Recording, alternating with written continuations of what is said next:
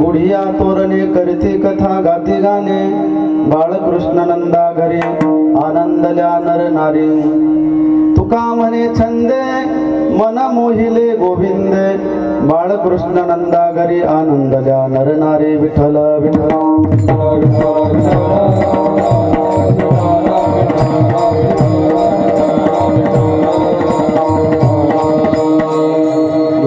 प्रविश्य मम वाच मिमां प्रसुप्तां संजीवयत्यखिल शक्तिधरस्वधाम्ना अन्यौश्च हस्तचरण श्रवणत्वगादीन् प्राणान् नमो भगवते पुरुषाय तुभ्यम् असितगिरिसमं शाकज्जलं सिन्धुपात्रे सुरतरुवर्षाकालेखनी पत्रमुर्विं लिखति यदि गृहीत्वा शारदा सर्वकालं तदपि तव गुणानामीश पारं न याति महायोगपीठे तते भीमरथ्यां परं पुण्डरीकाय दातुं मुनीन्द्रै समागत्य तिष्ठं तमानन्दकन्दं परब्रह्मलिङ्गं भजे पाण्डुरङ्गं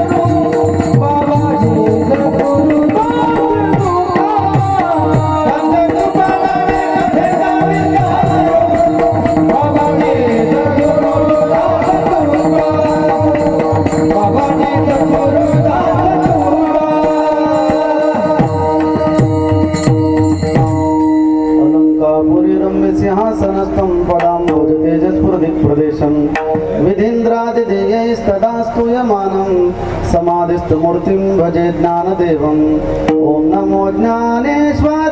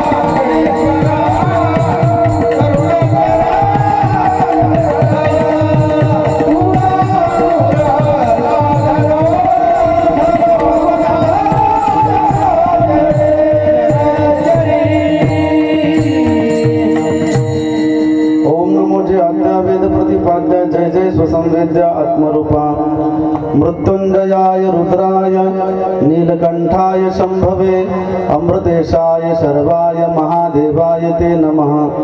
जयंती मंगला काली भद्रकाली कपालिनी दुर्गा क्षमा शिवा धात्री स्वस्वधा नमोस्तुते। सर्वमंगल मांगल्ये शिवे सर्वार्थ साधिके शरण्ये त्र्यंबके गौरी नारायणी नमोस्तुते।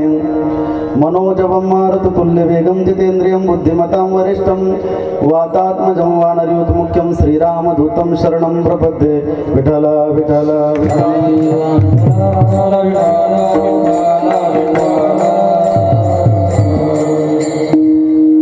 गोकुळच्या सुखांत पार नाही लेखा बाळकृष्ण नंदा घरी आनंदल्या नर नारी।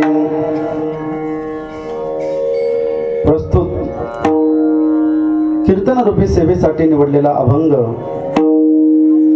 महान भगवत भक्त वैराग्याचे महान मूर्ती देहूचे सुप्रसिद्ध श्रीमंत श्री संत जगद्गुरु तुकोबराय यांचा 4 चरणाचा भगवान गोपाल कृष्णाचा लीला चरित्राचं वर्णन करणारा अभंग सेवेसाठी निवडलेला आहे।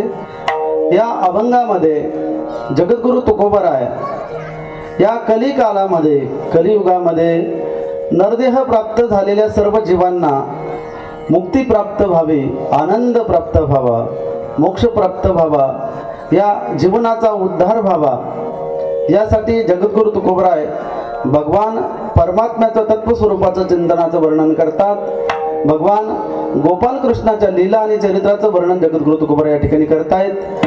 भगवान गोपाल कृष्ण त्या गोकुळामध्ये अवतरित झाल्यानंतर त्या गोकुळाची ज्या प्रकारे दशा झाली ती दशा त्या ठिकाणी वर्णन करतायत।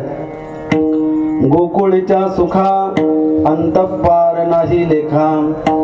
गोकुळामध्ये एवढं सुख झालं, एवढा आनंद प्राप्त झाला, एवढं सुखाने त्या ठिकाणी परिपूर्ण ते गोकुळ झालं, त्या सुखाचा अंत आणि पार माझ्या लेखणीतून लिहिल्या देखील जाणार नाही। अंतपार नाही लेखा, तो आनंदाचं वर्णन माझ्या लेखणीतून मी करू शकत नाही असं जगद्गुरु तुकोबराय अभंगातून सांगतात। का आनंद झाला? बाळकृष्णानंदा घरी आनंदल्या नरनारी।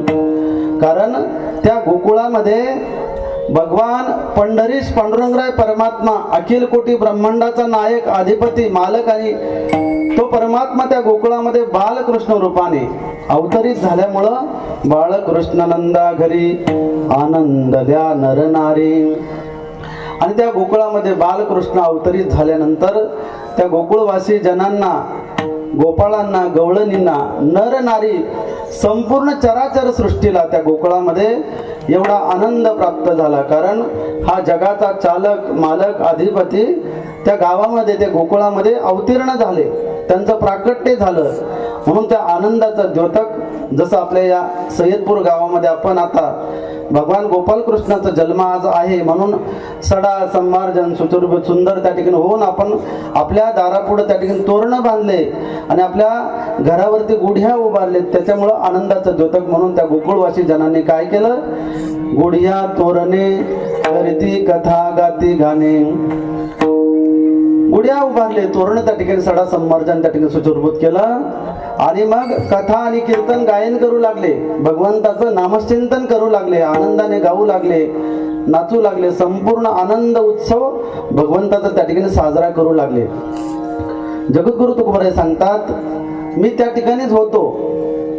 जगद्गुरु तुकोबराय त्या ठिकाणी गोपाळांच्या रूपामध्ये होते आणि त्या भगवान गोपाल कृष्णाने त्या गवळणींना, त्या गोपाळवासी जनांना, गोकुळवासी जनांना अशा प्रकारे संमोहित केलं, अशा प्रकारे वशीकरण केलं, अशा प्रकारे त्यांना छंद लावला।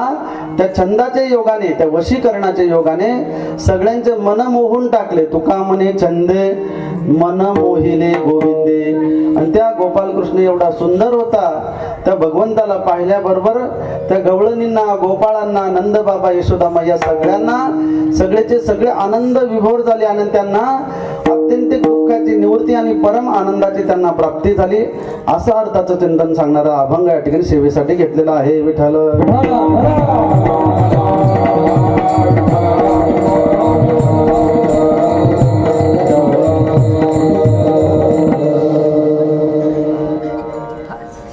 भगवान अखिल कोटी ब्रह्मांड नायक, कर्तुम अकर्तुम अन्यथा कर्तुम शक्तीने परिपूर्ण असणारा सर्व शक्तिमान प्रभू परमात्म्याच्या कृपेने, भगवान आशुतोष शंभू भोलेनाथाच्या माता पार्वतीच्या कृपेने आणि महारुद्र हनुमंतरायांच्या कृपाशीर्वादाने अनेक साधू संत महंत जपी तपी संन्यासी महात्म्यांच्या कृपाशीर्वादाने आणि देवपूर त्या ठिकाणी असे असणारे महाराजांच्या कृपाशीर्वादाने वारकरी संप्रदायाचे एकनिष्ठ असे असणारे निष्ठावंत गुणजन मंडळी, गायनाचार्य, वादक सर्व महाराज मंडळींच्या उपस्थितीमध्ये पंचकृषीतील भाविकांच्या सहकार्याने आणि आपल्या सय्यदपूर गावातील सर्व तरुण, महिला, पुरुष, आबालवृद्ध सर्व भाविकांच्या ग्रामस्थांच्या तन मन आणि धन सहकार्यातून चालत असणारा हा अखंड हरिनाम सप्ताह आणि सप्ताहाचं आजचं हे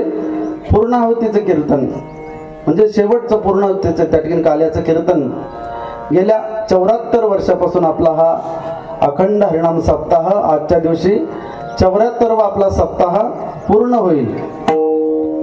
जसं मंदिराच्या कळसाचं काम पूर्ण झालं म्हणजे त्या मंदिराचं काम पूर्ण झालं, तसं काल्याचं कीर्तन हे पूर्णाहुतीचं कीर्तन आहे. म्हणून आज आपला हा पगाराचा दिवस आहे. पगाराचा म्हणजे पैशाचा नाही बरं का, आपल्याला भगवंताकडे आज काल्याचा प्रसाद घ्यायचा आहे. जो प्रसाद इंद्र चंद्र महेंद्र ब्रह्मादिकाला देखील प्राप्त झाला नाही असा काल्याचा प्रसाद आपल्याला प्राप्त करायचा आहे. धन संपत्ती वैभव ऐश्वर्य आपल्याला थोडं अधिक कमी अधिक प्रमाणात सगळ्याला आहेच, परंतु जीवनामध्ये आपल्याला सुखाची प्राप्ती व्हावी, आनंदाची प्राप्ती व्हावी, आपल्याला आयुष्य आरोग्य प्राप्त व्हावं, पण आपल्या कुटुंबाला, आपल्या परिवाराला, आपल्या घरासाठी किंवा आपल्या पंचकृषीसाठी किंवा आपल्या सय्यदपूर गावासाठी हनुमंतराय बजरंगबली हातामध्ये गदा घेऊन आपल्या गावाचं रक्षण करो. आपल्या गावामध्ये सुख शांती धन धान्य समृद्धी आणण्यासाठी आपण संपूर्ण ग्रामस्थ फार भाग्यवान आहोत. आपण आपला फार जुना पुरातन सप्ताह आहे. 74 वर्ष म्हणजे काही कमी नाही आहे. जवळजवळ कितीतरी वयोवृद्ध म्हातारे माणसं त्यांनी सुरू केलं असेल. 74 वर्ष पूर्ण आता आपल्या सप्ताहाला झाले. आपण सय्यदपूरवासी खूप भाग्यवान आहोत. कीर्तनासाठी काल्यासाठी घेतलेला अभंग जगद्गुरु तुकोबारायांचा आहे. संपूर्ण गायनाचार्य गंधर्वासारखे गायनाचार्य मंडळी आहे, इंद्रासारखे मृदंगाचार्य आहेत, विनेगरी बाबा, चौकदार मंडळी, ग्रामस्थ भजनी मंडळी, तुळशीवाले आई आणि आपण सर्व ग्रामस्थ महिला आणि पुरुष इथं बसलेले सर्व भाविक आजूबाजूला उभे असलेले ते देखील या ठिकाणी येऊन मंडपामध्ये बसा. मंडप जरी पुढं सारखं काय हरकत नाही, कारण पाठीमागून येणाऱ्याला ऊन लागणार नाही म्हणून सर्व महिला मंडळी यांनी थोडं मध्ये जागा आहे, थोडं पुढे सारखं पुढं. विठ्ठल विठ्ठल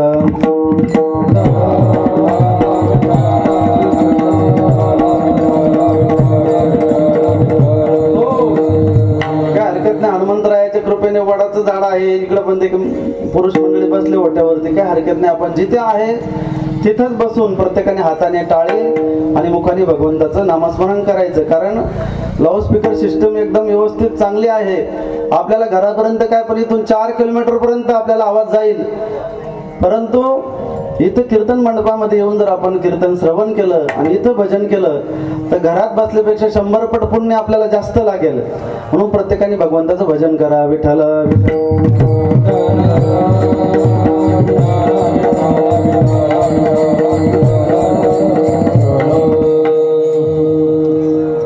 कीर्तनासाठी अभंग घेतलेला आहे जगद्गुरु तुकोबारायांचा. आणि तुकोबारायांनी 450 वर्षापूर्वी आपल्याला धर्माचं बीज परमार्थाचं तत्वज्ञान ते आपल्याला गाथ्याच्या स्वरूपाने आपल्याला सांगितलेलं आहे. आणि गाथ्यामधला जो अभंग आहे भगवान गोपालकृष्णाचा काला या प्रकरणातील अभंग आहे. या अभंगामध्ये भगवंताचं चरित्र गुणाचं वर्णन त्या ठिकाणी करतायत. प्रथमतः आपण या सध्या कलियुगाच्या दृष्टीने जर विचार केला, सद्यस्थितीमध्ये लोक देवाला देखील मानायला तयार नाही. वसुदेव सुतं देवं कंसचानूरमर्दनं देवकी परमानंदं कृष्णं वंदे जगद्गुरुं मूकं करोति वाचालं पंगुं लंघयते गिरिं यत्कृपातमहं वंदे परमानंद माधवं. तो परमार्थ आणि भगवंत आपल्याला कळावा यासाठी आपल्या वैदिक हिंदू धर्माचे प्रामाण्य कोण आहेत? वेद. 6 शास्त्र आणि 18 पुराण. परंतु वेद, शास्त्र आणि पुराण हे आपल्याला कळत नाही म्हणजे आपण त्याच्यामध्ये प्रवृत्त होत नाही. कारण ती भाषा संस्कृत मध्ये आहे, वेद संस्कृत मध्ये आहे. संस्कृत भाषा आपल्याला येते का? संस्कृत भाषा आपल्याला कळत नाही. संस्कृत शिकण्यासाठी आपल्याला आळंदी, पंढरपूर, काशी, मथुरा, ऋषिकेश, हरिद्वारला आपल्याला जावं लागेल. 12 वर्ष त्या ठिकाणी साधना करावी लागेल. आपल्याला व्याकरण शिकावं लागेल. नंतर आपल्याला ती संस्कृत भाषा येईल. तू म्हणसान महाराज वर्षातून एकदा सप्ताह कीर्तनाला तर आम्ही कसं तरी येतो, मग 12 वर्ष जायला आम्हाला वेळ नाही. म्हणून त्या काळामध्ये माऊली ज्ञानोबरायांना, जगद्गुरु तुकोबरायांना आपली दया आली. त्यांना आपली दया आली. त्यांना वाटलं सर्वसामान्य लोकांना देखील, तळागाळातल्या सर्वसामान्य संसारी लोकांना देखील परमार्थ कळावा, त्यांना देखील आपल्या हिंदू धर्माचं तत्वज्ञान कळावं. म्हणून त्यांनी ते संस्कृतमध्ये जे ग्रंथ आहेत ते मराठीमध्ये केले. ज्ञानदेव रचला पाया,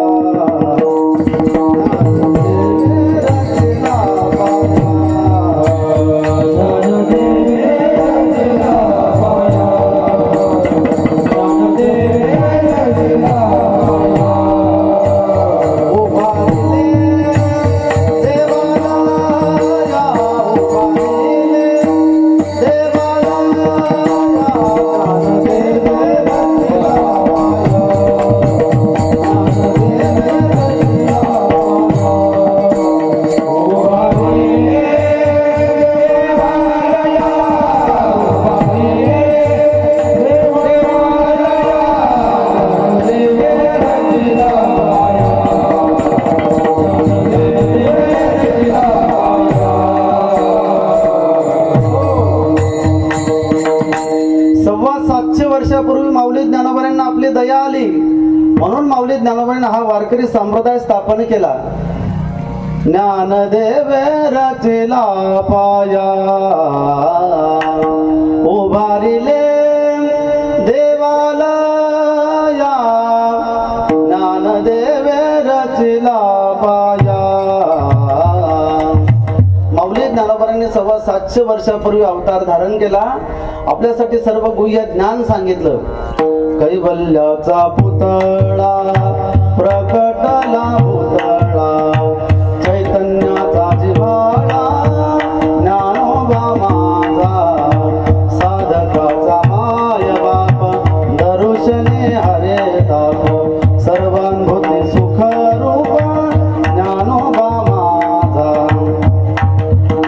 माऊली ज्ञानोबरांचे आपल्यावरती अनंत उपकार आहेत की माऊलींनी आपल्याला आपला धर्मग्रंथ आपल्याला सांगितला.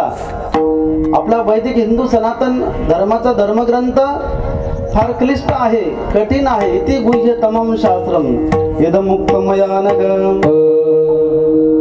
पोरांनो, तुझं नाव काय? बर, आपल्या हिंदू धर्माचा धर्मग्रंथ कोणता आहे?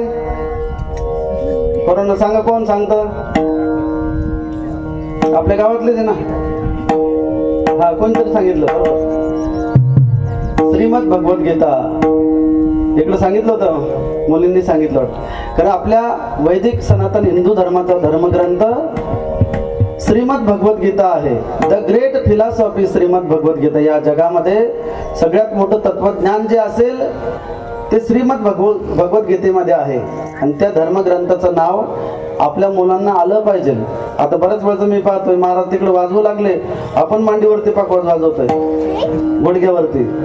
आणि आता या मुलांना इथं संस्कार देण्याची गरज आहे.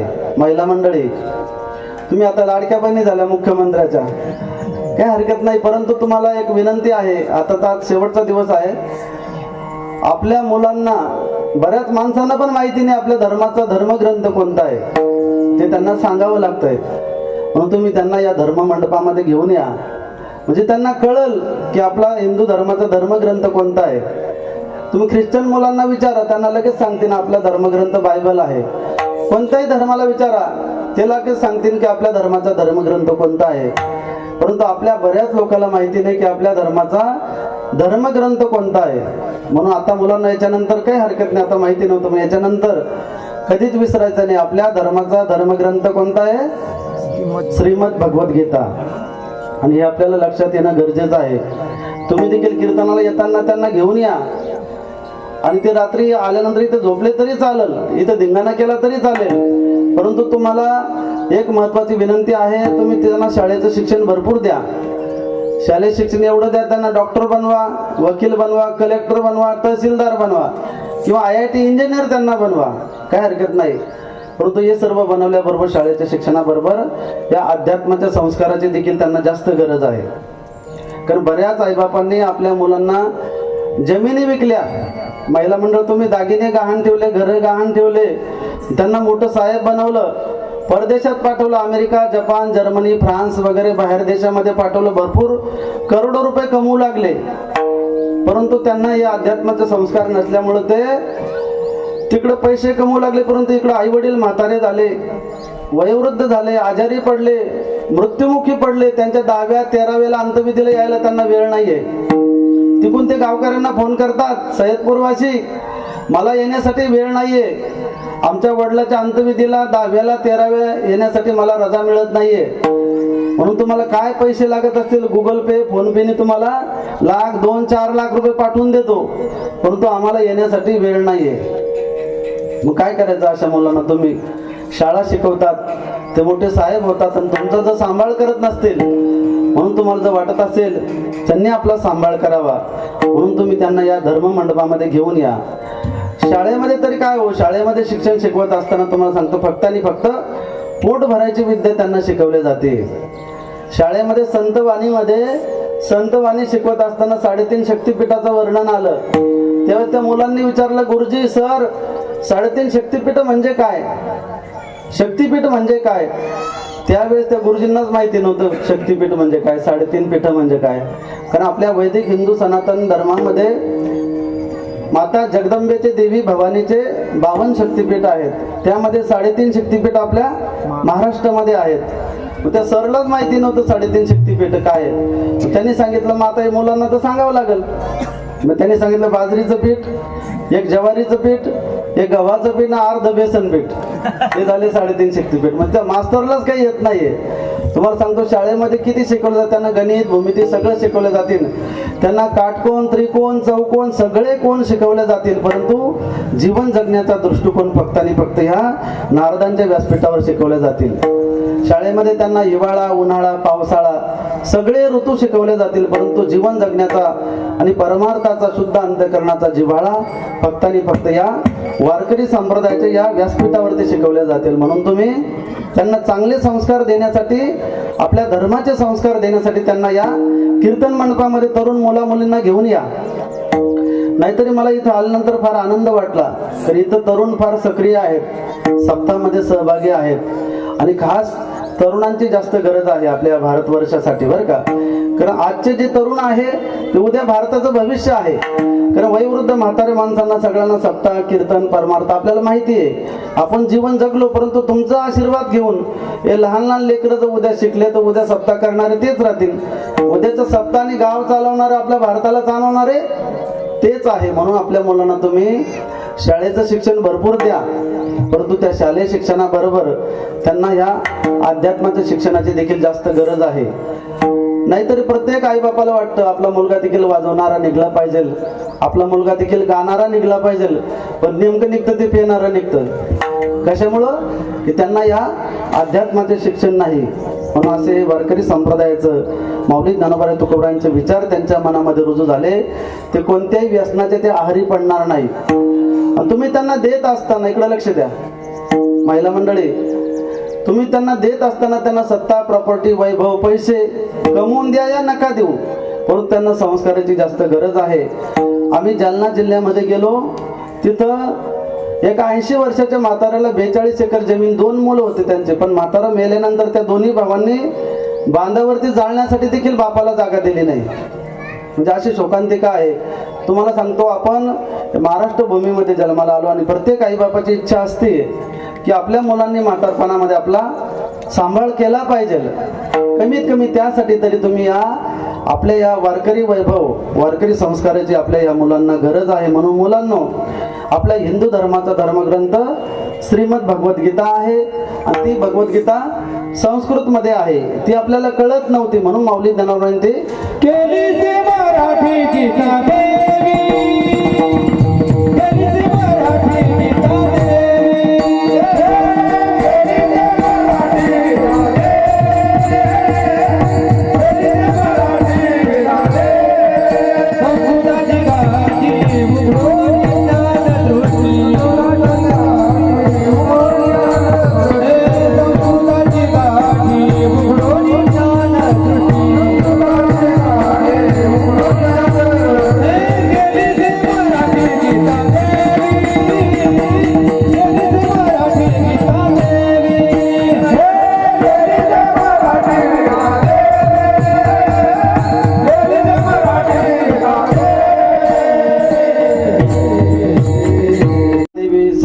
संस्कृताची गाठी गुप्त असं असणारं संस्कृत ज्ञान ब्रह्म साम्राज्य दीपिका वर्णेली गीतेची टीका विठोबाचा प्राण सखा ज्ञानोबा माझा. म्हणून तो धर्मग्रंथ त्या काळामध्ये आपल्याला कळत नव्हता, आपल्या पूर्वजांना कळत नव्हता. म्हणून माऊली ज्ञानाने आपल्यावरती उपकार केले. जगाच्या कल्याणा संतांच्या विभूती देह कष्टविती परोपकारे. म्हणून माऊली ज्ञानाने तो अवघड असा असणारा ग्रंथ तो संस्कृत मधला.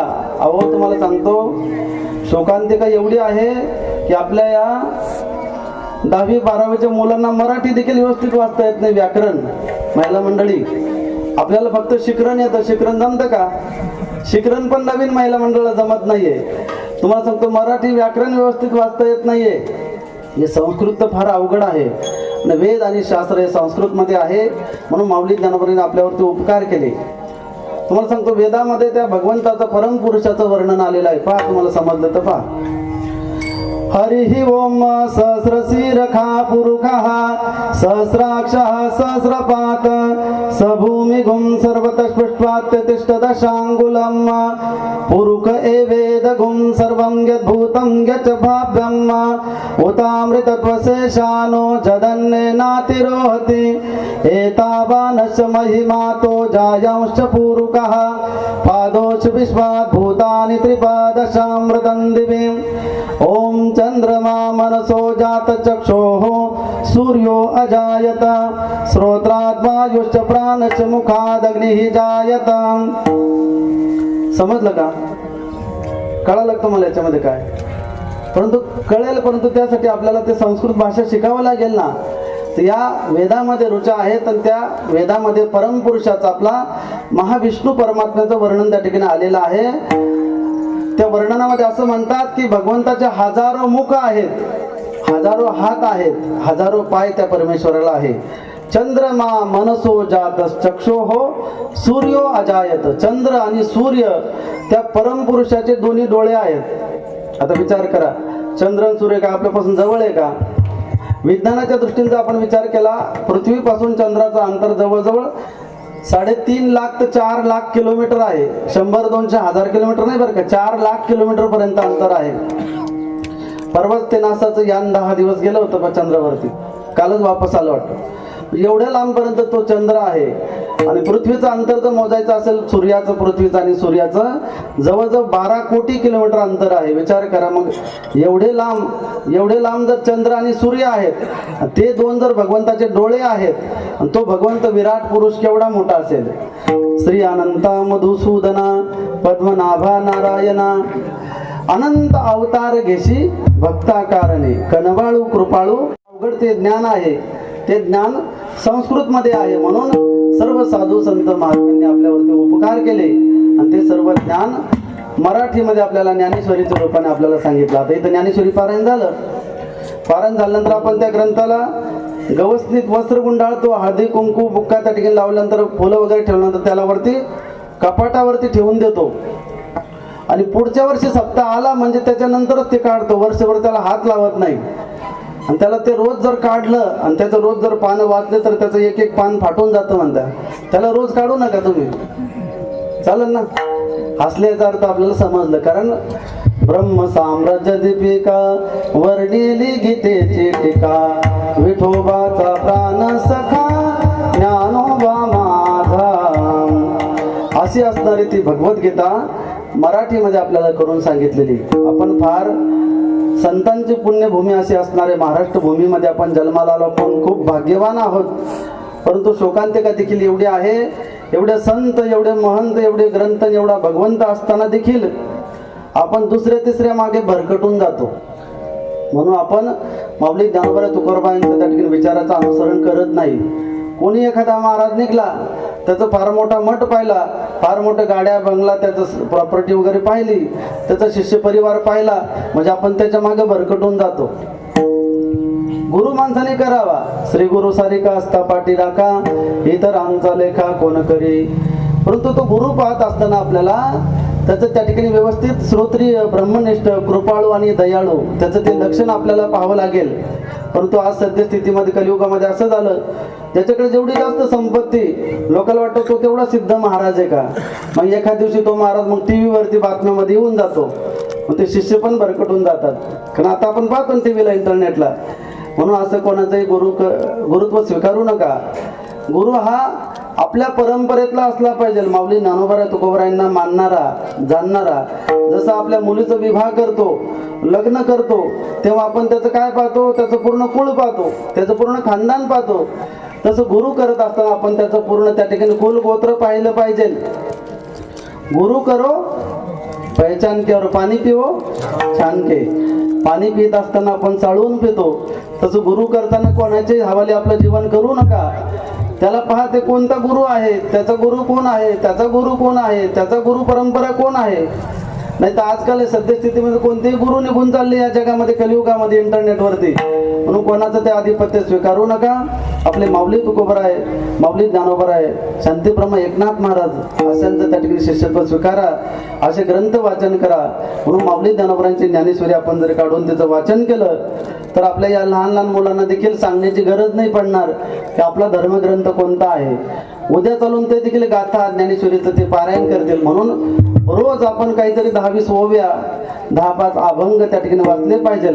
आपल्या देश आणि धर्माची सेवा करत असताना हिंदवी स्वराज्याचे संस्थापक छत्रपती शिवाजी महाराजांनी ज्यावेळेस गर्भामध्ये होते तेव्हा राष्ट्रमाता राजमाता जिजाबाई साहेबांनी रामायण महाभारताच्या गोष्टी वाचल्या. जन्मानंतर रामायण महाभारताच्या शूरवीरांच्या गोष्टी त्यांना सांगितल्या. त्यानंतर हिंदवी स्वराज्याची संस्थापना त्यांनी केली. आताच्या राष्ट्रमाता राजमाता पायामध्ये चपला घालून स्वयंपाक बनवतात, टीव्हीवरती मालिका पाहता पाहता स्वयंपाक बनवतात. मग येणारे छत्रपती मग कशी निवडतील आपल्याला माहिती आहे. म्हणून सगळ्यात जास्त संस्कार देण्याचं कार्य हे माता माऊली आपलं आहे. आई आणि वडील हे देव आहेत. आपल्या शास्त्रामध्ये आज सांगितलंय मातृदेवो भव आणि पितृदेवो भव. प्रथमतः आई वडील हे 2 देव आहेत, नंतर मंदिरातला देव नंतर. म्हणून या मुलांना जर संस्कार आपल्याला द्यायचे असेल तर आपल्याला या वारकरी संप्रदायाच्या या मंडपामध्ये त्यांना आणावं लागेल. तुम्ही तर खरोखर खूप भाग्यवान आहोत की जवळजवळ 74 वर्ष आपले पूर्ण झाले आणि येणारं 75 वर्ष आपण खूप मोठा धामधूम, फार मोठा सप्ताह आपण या ठिकाणी करणार आहोत. भगवान हनुमंतरायांची आपल्यावरती कृपा आहे. आपण देखील खूप हुशार आहात. मला जवळजवळ 1 महिना पहिले त्यांनी फोन केला महाराज. आणि कारण की सप्ताहाचं कीर्तन हे पूर्णाहुतीचं कीर्तन असतं आणि संन्यास हा धर्म हा पूर्णाहुतीचा त्या ठिकाणी संन्यस्त आश्रम आहे. म्हणून आमच्या अमोल भाऊ मकरी यांनी तर वारंवार मला फोन करत होते. आमच्या गावचे ते भाचा आहेत.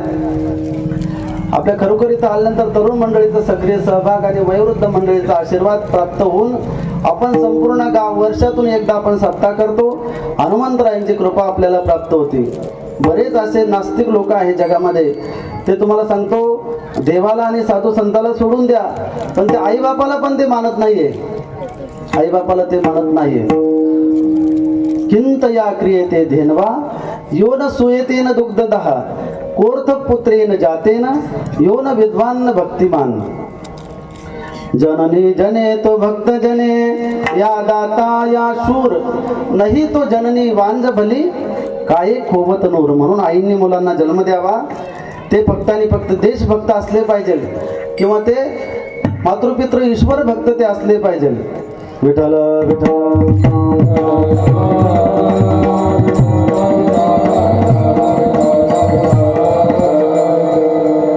बऱ्याच नास्तिक लोकांचं असं म्हणणं आहे की महाराज आम्ही कुठं देवाला पाहिलं तरी. तुम्ही त्या ठिकाणी महादेवाची पूजा करतात, दही दूध पंचामृत सर्व वाया घालतात. त्यापेक्षा एखाद्या गरीबाला ते दूध दही दिलं असतं तर पुरलं असतं. आणि त्यांची डोकेलिटी फार पुढची चालते महाराज. परंतु त्यांना हे कळत नाही भगवान महादेव आणि शंकराची ती पिंड आहे, त्या पिंडीवरती दही दुधाचा अमृताचा अभिषेक केला, त्यामध्ये अशी शक्ती प्रगट होती. नाहीतर ते पंचामृत आपण ते वायाला जात नाहीये, ते पंचामृत घेऊन पुन्हा वाटल्या जात आहे. परंतु त्यांना हे कळत नाही गाय दूध देत असते, त्या गाईचं दूध आपण पिंडीवर टाकतो, आपण गाय कापत नाहीये. म्हणून आपण पुण्याचंच काम करतो. पुन्हा एक गोष्ट लक्षात ठेवा, आपल्या हिंदू धर्माच्या मंदिरासमोर अन्नदान सेवा चालत असते.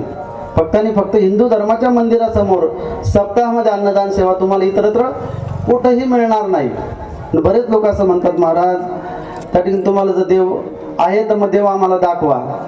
आता विचार करा, आपले 1-1 किलोचे टाळ होते ते वाजून वाजून अर्धा किलो झाले, तरी देव अजून आला नाही. देव हा निर्गुण आणि सगुण त्या ठिकाणी दोन्ही त्या ठिकाणी प्राप्त होत असतो. अंतकरणामध्ये तैसा हृदयामध्ये मी रामू, असता सर्व सुखाचा आरामू, की भ्रांताशी कामू. आता एवढ्या दिवसापासून आपण परमार्थ करायचा आणि एका मिनिटामध्ये त्यांना कुठून देव आणायचा. म्हणून नास्तिक लोकांना असं वाटतं, महाराज साधूची आणि देवाची सेवा केली तर आम्हाला मग काय मिळेल, कारण आम्हाला फायदा काय मिळेल, तर आता हे जग सगळं फायद्यावरती चालू आहे, आम्हाला त्याच्यात प्रॉफिट काय मिळेल.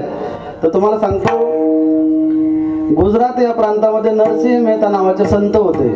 आणि ते नरसिंह मेहता नावाचे संत भगवंताचं भजन गायचे. आणि भगवंताचं भजन गात असताना ते केदार नावाच्या रागामध्ये, आणि राग रागिनी फार महत्वाचे बरं का, भगवंताला राग फार आवडतात. तेथे असे देव उभा, नाहं वसामि वैकुंठे योगिना हृदयेदपि मम भक्त यत्र गायन्ति तत्र तिष्ठामि नारदा. भगवंताने सांगितलं, नारदा माझे भक्त शुद्ध अंतकरण ज्या ठिकाणी गायन करतायत, भजन करतायत, त्या ठिकाणी मी उभा असतो. माझे भक्त गाती जेथे नारदा उभा तेथे, नारदा मी उभा तेथे, नारदा मी उभा तेथे. माझे भक्त गाती जेथे नारदा उभा तेथे,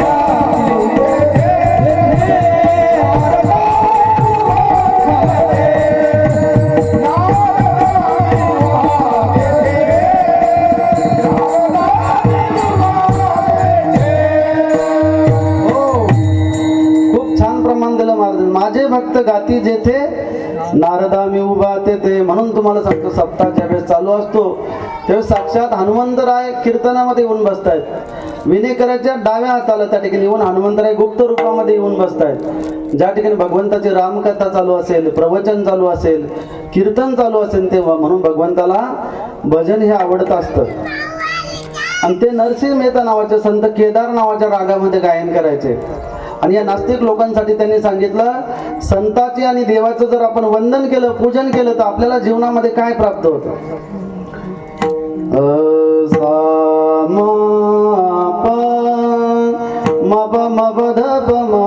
सारे सांग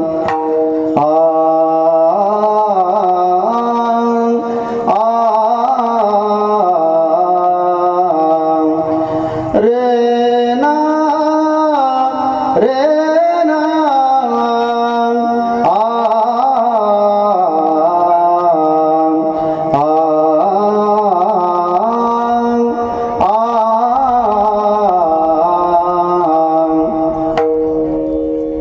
चरण कमल वंदवु हरिराय, वंदवु चरण कमल गुरुराय.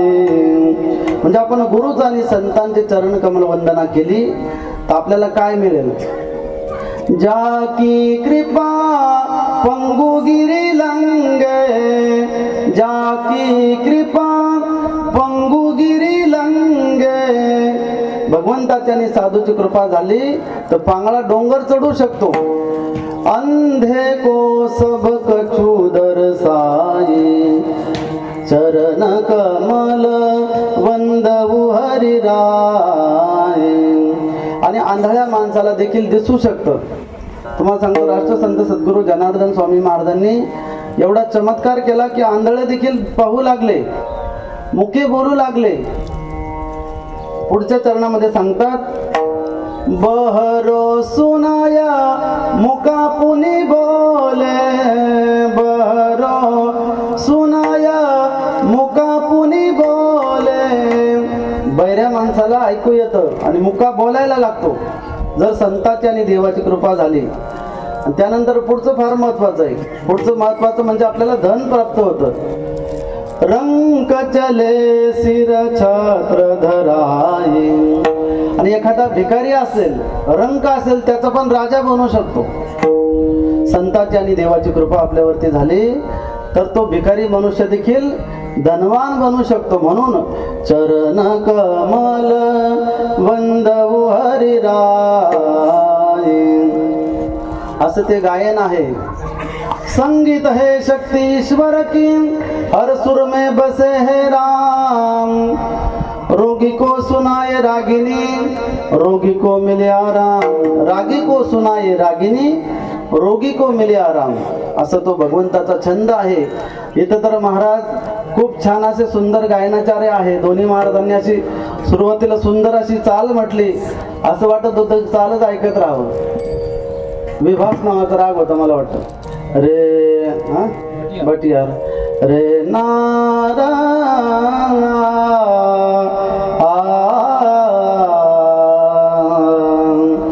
रे ना ना आ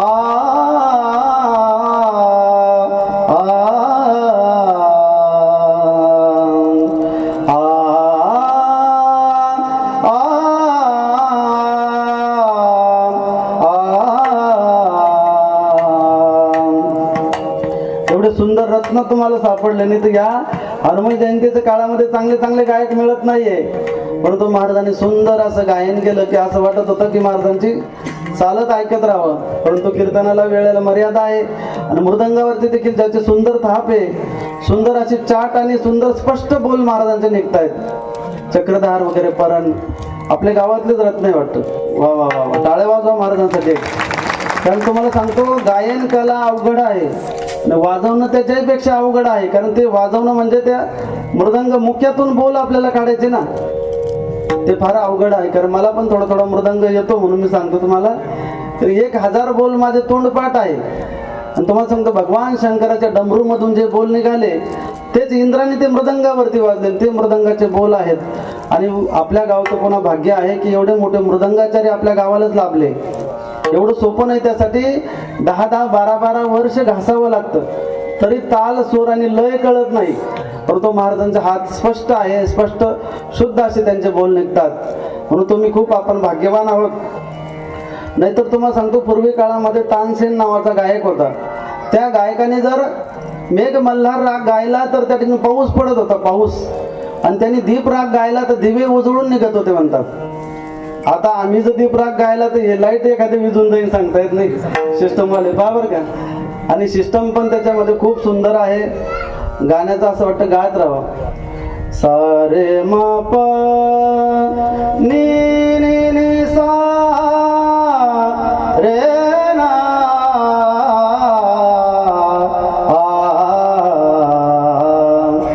देश नावाचा राग आहे. हरी गुण गाय रे तू मना, हरी गुण गाय रे तू मना, काहे भटकत फिरे निसदिना, हरी गुण गाय रे तू मना. साधू संत आपल्या या मनाला उपदेश करतात की तू त्या भगवंताचं गुण गायन कर.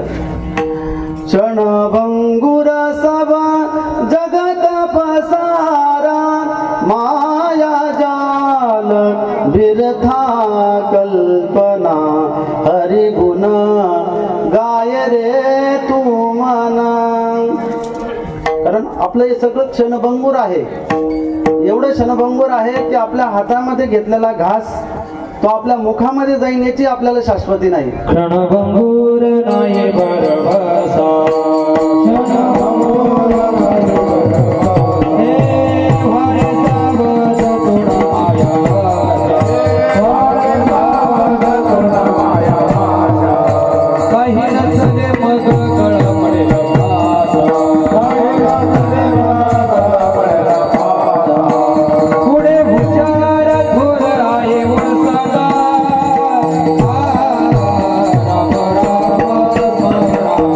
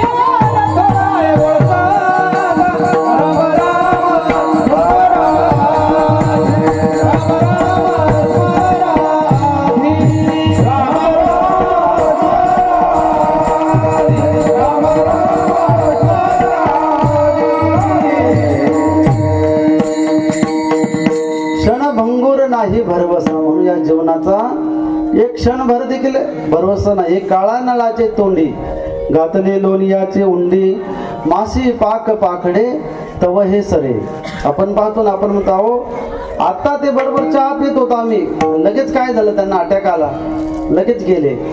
म्हणून आएगा सो जाएगा राजा रंग फकीर, एक सिंहासन चढ़ी चले एक बंदी जात जंजीर. झाड़ मरेगा पहाड़ मरेगा जंगल तरु भी मरेगा रे, मिट्टी का पुतला मिट्टी में जाएगा फिर नजर नहीं आएगा.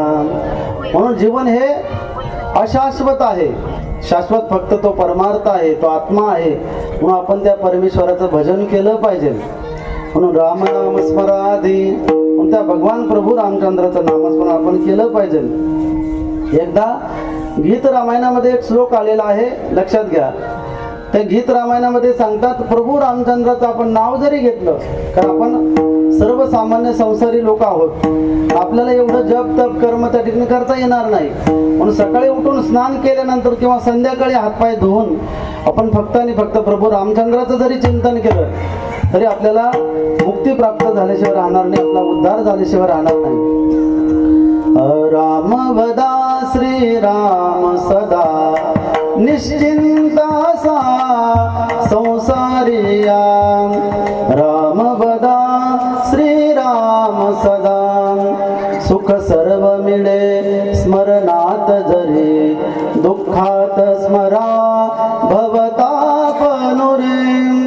सर्वांतरी तो श्रीराम मुरे, सर्वांतरी तो श्रीराम मुरे. सरतील व्यथा मनीच्या साऱ्या, राम वदा श्रीराम सदा निश्चिंता सा संसारिया.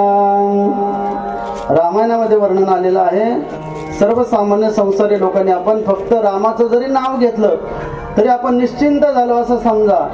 माऊली ज्ञानोबांनी हरिपाठाच्या पहिल्या अभंगामध्ये सांगितलं, आसोनी संसारी जिव्हे वेगू करी, वेद शास्त्र उभारी. हात वर करून सांगतात वेद आणि शास्त्र.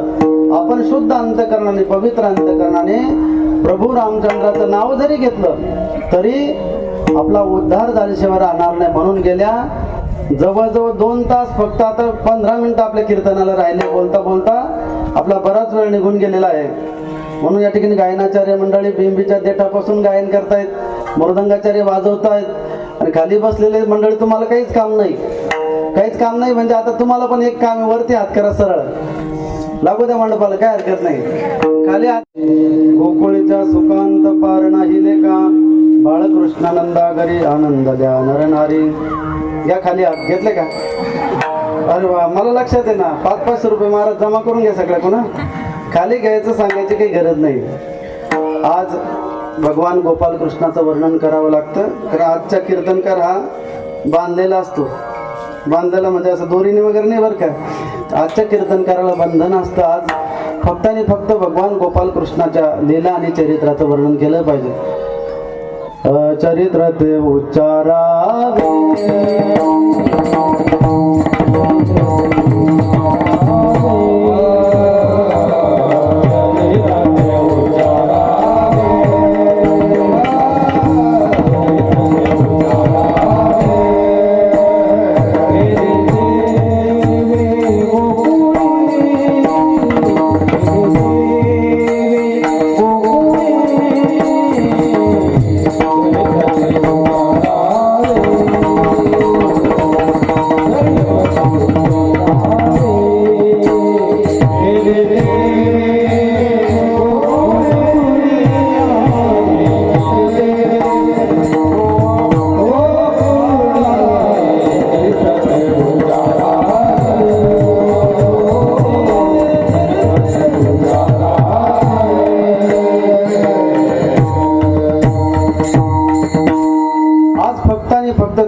कृष्णाचं लीला चरित्राचं आपण वर्णन करायचंय.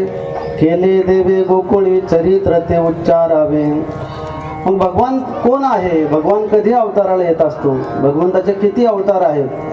तर भगवंताचे अनंत अवतार आहे. आणि भगवंत कधी अवताराला येत असतात? यदा यदा हि धर्मस्य ग्लानिर्भवति भारत अभ्युत्थानम धर्मस्य तदात्मानं सृजाम्यहं परित्राणाय साधूनां विनाशाय च दुष्कृतां धर्म संस्थापनार्थाय संभवामि युगे युगे.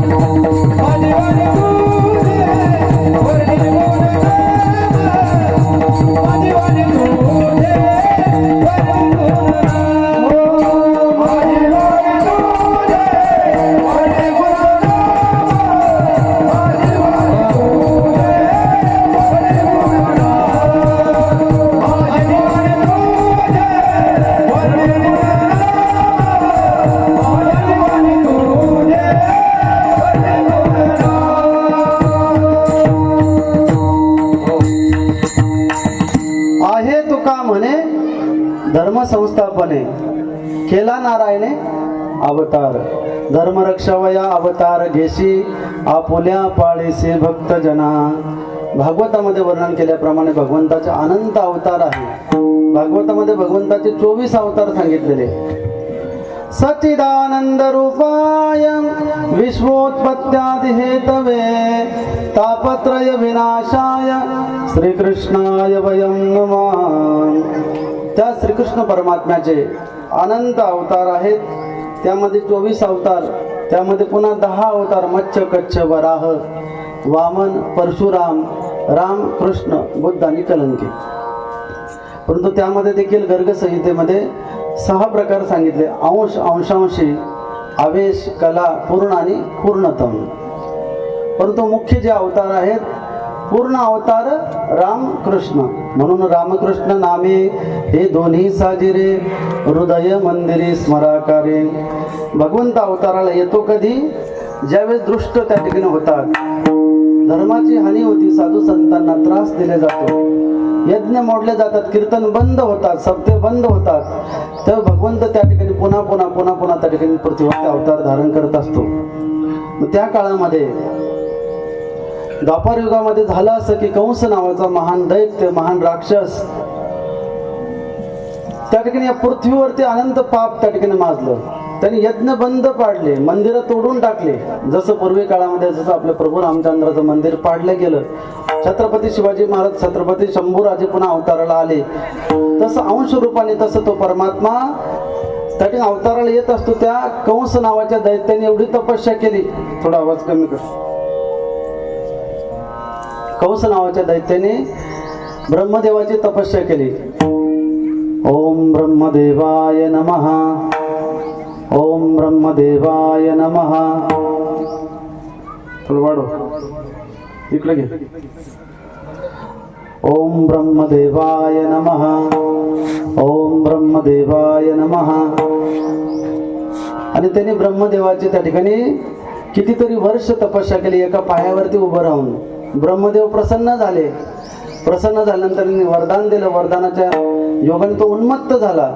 त्यांनी देवांना ऋषींना साधू संतांना मानवांना सगळ्यांना गंधर्वांना यक्षांना सगळ्याला जिंकून घेतलं इंद्राचं इंद्रपद देखील इंद्राला हरवून टाकलं आणि या पृथ्वी तलावरती राज्य करू लागला. राज्य करत असताना त्यांनी यज्ञ मोडले. सगळ्यात सगळं त्यांनी अनाचार, भ्रष्टाचार, कुरीती, कुलाचार अशा प्रकारे त्या पापी दुराचारी असा असणारा तो कंस, तो दैत्य अनाचार त्याची दुराचार करू लागला. परंतु कर्मधर्मसेवकाने झालं असं, या पृथ्वीला ओझ झालं आणि वत्सरूपी पृथ्वी ब्रह्म्यापाशी जाये, नेत्री तोय वाये सांगत असे. ही पृथ्वी ब्रह्मदेवाकडे गेली. ब्रह्मदेवाला सर्व हकीकत सांगितली की तो महान राक्षस दैत्य त्याचा नाश करण्यासाठी भगवंताला जन्माला आलं पाहिजे. मग ब्रह्मदेव, इंद्रदेव, चंद्रदेव सगळेचे सगळे देवता भगवान महाविष्णूंकडे गेले. शांताकारं भुजगशयनं पद्मनाभं सुरेशं विश्वाधारं गगनसदृशं मेघवर्णं शुभांगं लक्ष्मीकान्तं कमलनयनं योगिभिर्ध्यानगम्यं वंदे विष्णुं भवभयहरं सर्वलोकैकनाथं. भगवान श्री हरी विष्णूंना प्रार्थना केली, भगवंता आता पाप जास्त झालंय, त्या राक्षसाचा वध करायचा, त्याचा नाश करायचा, साधू संतांचं त्या ठिकाणी पालन करण्यासाठी, धर्माची पुनःस्थापना करण्यासाठी तुम्हाला जन्म घ्यावा लागेल. मग भगवंतांनी त्या ठिकाणी प्लॅनिंग तयार केलं आणि यंत्रणा केली की आपण आता पृथ्वी तलावरती मथुरेजवळ असणारा गोकुळ, त्या गोकुळामध्ये आपल्याला जन्माला यायचं. जन्मालाच येण्याच्या आधी त्यांनी सगळे ऋषी मुनी संत महात्मे त्या ठिकाणी जन्माला आले. इंद्र चंद्र महेंद्र सगळे देव त्या ठिकाणी जन्माला आले. कारण आपल्या गावामध्ये जर मुख्यमंत्री यायचा असेल तर मग आपल्या गावामध्ये अशी व्यवस्था असेल का? 2 महिने आधी आपल्या गावाला लाईट आहे की नाही, पाणी आहे की नाही, रस्ते आहे की नाही, मग पाहिलं जाईल. मग मुख्यमंत्री गावात येतो. हा जगाचा मालक आहे, सगळं जग ज्यांनी बनवलं, तो जर यायचा असेल तर मग सगळे देवता आधी अवताराला आले. महेंद्र पर्वत, इंद्र पर्वत, रुद्र पर्वत असं त्या गोकुळामध्ये 3 पर्वत आहेत, ब्रह्मा, विष्णू आणि महेश. त्यानंतर नंदबाबा, यशोदा मैया, त्या ठिकाणी वसुदेव आणि देवकी यांच्या त्या ठिकाणी गर्भामध्ये भगवंताला जन्माला यायचं. त्यापूर्वी झाली अशी कहाणी की या ठिकाणी कंसाच्या बहिणीचं देवकीचं लग्न होतं आणि स्वतःच्या त्या कंसाच्या बहिणीचं लग्न असल्यामुळे मोठ्या थाटामाटामध्ये धूमधाममध्ये आपल्या बहिणीचं लग्न करतोय. रात्रीच्या वेळेस ती वरात त्या ठिकाणी आली. त्यावेळेस अनेक देशदेशीचे राजे हजारो संख्येने त्या ठिकाणी मथुरेचे सर्व लोक होते. त्या काळामध्ये आकाशवाणी झाली. आकाशाची वाणी सांगत असे, बोला. आकाशाची वाणी सांगत असे मोला, मानी हा पर्वता मोला, मानी हा पर्वता मोला. आकाशाची वाणी सांगत असे मोला, मानी हा पर्वता मोला, मानी हा पर्वता मोला. आकाशवाणी झाली, कंसा तुझ्या देवकीचं, तुझ्या बहिणीचं लग्न एवढ्या थाटामाटामध्ये समारंभामध्ये पार करतो. याचा जो 8वा पुत्र आहे तो तुला मारणार. आकाशाची वाणी सांगत असे कंसाला ते सांगू लागली, तू माझा तू भरवसा तू मान. मग त्यावेळेस कंसाने काय केलं? घेऊन या खड्ग माराया धावला, हात तो धरीला वसुदेवी. लगेच त्यांनी तलवार उपसली आणि त्या आपल्या बहिणीला देवकीला मारणार. त्याला वाटलं हिच्या पोटी जर माझा वैरी जन्माला येणार आहे, माझा शत्रू जन्माला येणार आहे, तर हिलाच आपण ठेवायचं नाही. पण त्यावेळेस वसुदेवाने त्याचा हात पकडला. अरे कंसा, असं काही करू नको. अरे ही देवकी तुझी जरी बहीण असली तरी धर्मशास्त्राच्या अनुसार मी हिचं पाणी ग्रहण केलं, ही माझी पत्नी झाली आणि हिचं रक्षण करणं हे माझं कर्तव्य आहे. म्हणून तू हिला काही मारू नको. तुला हिच्यापासून कोणत्याही प्रकारची भीती नाहीये, हिच्या पुत्रापासून तुला भीती आहे, तर तू काय कर, आम्हाला कारागृहामध्ये टाकून दे. मग त्या दुष्ट दुराचारी असं असणारे कंसाने लगेच ताबडतोब तशीचे तशी वरात कारागृहामध्ये नेली आणि बंदीखान्यामध्ये अंधाऱ्या कोठडीमध्ये वसुदेव आणि देवकीला त्या, तुम्हाला सांगतो आज देखील आपण मथुरेला 4 धाम यात्रेला आपण जातो, पाहतो अजून देखील ते तुरुंग आहे, अजून ते कारागृह आहे. त्या ठिकाणी भगवान गोपाल कृष्णाचा जन्म झाला, ती खोली देखील अजून तशीच आहे. तुम्हाला सांगतो त्या कारागृहामध्ये टाकून दिलं, त्याला थोडी पण दया आली नाही. मग कर्मधर्मसंयोगाने काही वर्षानंतर त्या देवकी मातेला पुत्र संतती प्राप्त झाली. त्या ठिकाणी कंसाकडे आणल्या गेलं. पहिले लोक एक शब्दाचे एक जबानी होते, सांगितल्याप्रमाणे दिलेलं वचन पाळलं आणि त्यावेळेस कंसाने ते पाहिलं की एका दिवसाचं जन्मलेलं ते बारीक लहान बालक, त्याला दया आली. त्यांनी सांगितलं याच्यापासून मला कोणती भीती नाही. त्याला त्यांनी वापस केलं. 1, 2, 3 असे 3 मुलं वापस केल्यानंतर या देवता लोकांना वाटलं अरे असं जर हा पुण्य करत राहिला कंस तर याचं पुण्य वाढून जाईल, मग हा लवकर मरणार नाही. म्हणून नारद मुनी त्या ठिकाणी आले. पुण्य सारावया भेटे देव ऋषी वधी बाळकाशी ठेवू नको. त्यांनी सांगितलं अरे आपल्या हातामध्ये 5 बोट आहे, 1 2 3 4 5, इकून मोजले तर एक हा येतो, पण इकून मोजले तर हा एक नंबर येईल. म्हणून हे देवता लोक षड्यंत्र करतील, म्हणून तू यांना कोणालाच ठेवू नको. म्हणून त्या कंसाने पुन्हा सगळे मुलं बोलवले, पाय पकडला आणि भिरकवून एका दगडावरती आपटून त्या सगळ्याचा नाश केला. म्हणजे त्याचा पापाचा घडा लवकर भरला पाहिजे म्हणून त्यांनी त्याच्या हातून भ्रूण हत्या करून घेतली. 1 2 3 असे 6 बालक त्यांनी मारून टाकले. 7वा जो गर्भ योग मायानेत आश्चर्य करीत मना माझे. 7वा जो गर्भ होता देवकी मातेच्या उदरामध्ये, तो त्या ठिकाणी रोहिणीच्या उदरामध्ये नेऊन घातला. कारण त्यांना माहिती होतं देवाला हे असणारे शेषनाग आहेत बळभद्र, यांना जर राग आला तर इथंच कंसाला संपून टाकतील, पुढची लीला त्या ठिकाणी होणार नाही. म्हणून त्या ठिकाणी ते गर्भगुप्त झाला. कंसाला पण आश्चर्य झालं. पण ज्यावेळेस जो 8वा गर्भ भगवान गोपालकृष्णाचा देवकी मातेच्या उदरामध्ये राहिला, त्यावेळेस त्या देवकी मातेचं एवढं तेजपुंज चेहरा झाला, एवढं त्या अंधाऱ्या काळ्या कोठडीमध्ये देखील उजड लख्ख प्रकाश पडला. आणि त्या कंसाला देखील पाहिल्यावर भीती वाटू लागली देवकी मातेची. त्याला वाटलं हो ना हो, माझा जो वैरी आहे, जो 8वा जो पुत्र, हिचा जो कृष्ण, तो हिच्या गर्भामध्ये आता जन्माला येणार आहे. म्हणून त्यांनी आपल्या द्वारपाळाला सिक्युरिटी गार्ड सगळे बंदोबस्त पॅक मिलिटरी कमांडो त्यांनी त्या ठिकाणी लावले. सांगितलं आता तुम्ही लक्ष ठेवा, आता माझा वैरी येणार आहे. म्हणून त्याला जल थल नभ सगळीकडं, पाण्यामध्ये, भोजनामध्ये, झोपेमध्ये, स्वप्नामध्ये सगळीकडंच कृष्ण दिसू लागला. कोणाला? त्या कंसाला, त्या राक्षसाला सगळीकडे कृष्ण दिसू लागला. सगळीकडे त्याचा वैरी भगवंत दिसू लागला. मग त्या ठिकाणी योग्य देश आणि काल प्राप्त झाल्यानंतर वर्षा ऋतू प्राप्त झाला. श्रावण महिना आला. श्रावण महिन्यामध्ये वसू नाम तिथी बुधवार असे.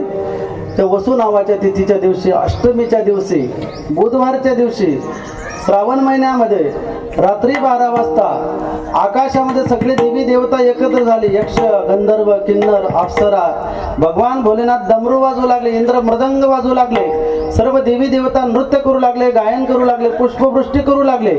आकाशामधून ते म्हणू लागले की आमचा हा या पृथ्वी तलावर असणारा आमचा मालक तो भगवंत आज त्या ठिकाणी प्रकट होणार आहे. म्हणून ठीक रात्री 12 वाजता भगवान गोपाल कृष्ण प्रकट झाले. बोल गोपाल कृष्ण भगवान. सर्व सृष्टीला आनंद प्राप्त झाला. 12 वर्षाचे ते गोपालकृष्ण बोलू लागले. आणि बोलल्यानंतर वसुदेवाने तर त्याला मिठीच मारली. सोडा मिठी लपवा लपवा जगजटी, जनी कंसासी कळेल माझ्या बाळासी मारेल. त्या ठिकाणी देवकी मातेने सांगितलं वसुदेवा यांना सोडा, त्या कंसाला जर कळालं तर माझ्या बाळाला कुठेतरी लपवा. मग भगवान कृष्ण बोलायला लागले. वसुदेव देवकीने सांगितलं अरे तुम्ही तर लहान बालक म्हणून जन्माला येणार होते, तुम्ही तर 12 वर्षाची मूर्ती प्रकट झाली. देवाने सांगितलं घाबरू नका, मी बारीक लहान होणार आहे, पण तुम्हाला मी एक गोष्ट सांगतो, तुम्ही या बंदिवासांना कोणाला घाबरू नका. मला नंद बाबाच्या घरी, नंदाच्या घराला मला तुम्ही नेऊन घाला. नंदाच्या घराला, नंदाच्या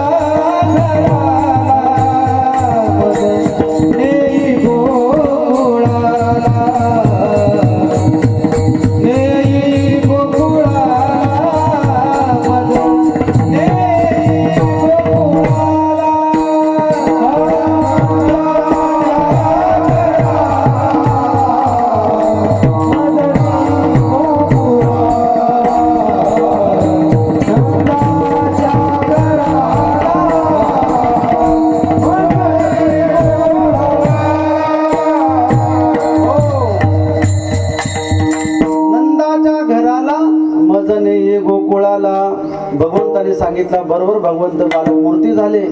सर्व द्वारपाळ बंदिवासी सगळे झोपी गेले. त्यांना सगळ्यांना देवाने संमोहित करून टाकलं आणि सगळे कुलप तुटून पडले. मग त्या एका टोपल्यामध्ये घेतलं, यमुना माता मध्ये आले, भगवंताने स्पर्श केला. मग इथं नंद बाबाच्या वाडीमध्ये गोकुळामध्ये आले. आल्यानंतर नंद बाबाला माया उपजली तेथे ठेवी मज आणि येथे. त्या भगवंताला ठेवलं आणि मायेला टोपल्यामध्ये घेतलं आणि पुन्हा वसुदेव त्या ठिकाणी वापस आले. वापस आल्यानंतर मी इकडं झालं असं की सकाळ झाली, यशोदा माता बेशुद्ध होत्या. इकडं सकाळ झाल्यानंतर मग नंदबाबाला सगळ्यांना कळालं की आपल्याला पुत्ररत्न प्राप्त झाला, आपल्याला मुलगा झाला.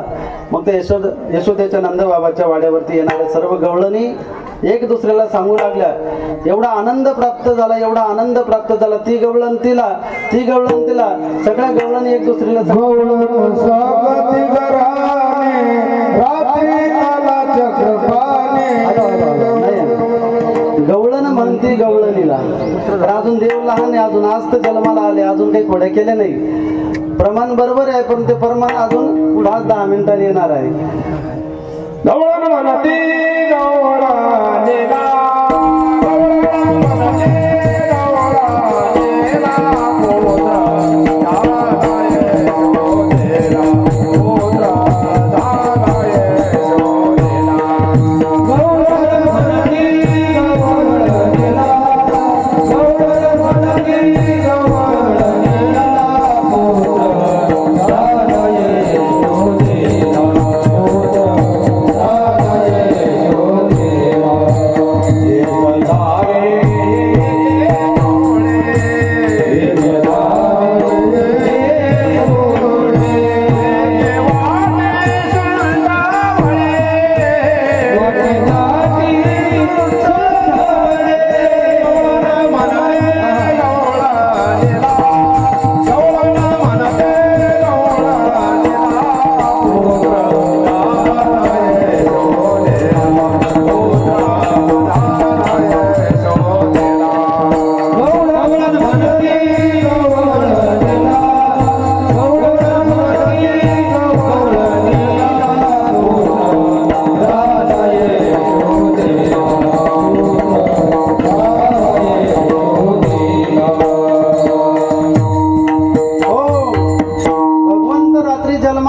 सकाळीच गवळणीनं माहिती पडलं, ती गवळण पुढच्या गवळीनं, ती पुढच्या गवळीनं, सगळ्या गल्लीमध्ये पूर्ण गावामध्ये. कारण महिला मंडळाचं नेटवर्क फार फास्ट राहतं. त्यांना टावर बॅटरी चार्जिंग करायची गरज नाही, त्यांचं टावर फास्ट आहे. त्यांना घरामध्ये पण रेंज आहे, आपल्या गावात घरामध्ये रेंज नाही. त्यांनी तिला सांगते, ती म्हणते तिला सांगते, एक धावे एकी पुढे, ताटी वाटी सुंद बडे. एवढा आनंद झाला, एवढा आनंद प्राप्त झाला महाराज अभंगाच्या पहिल्या चरणात.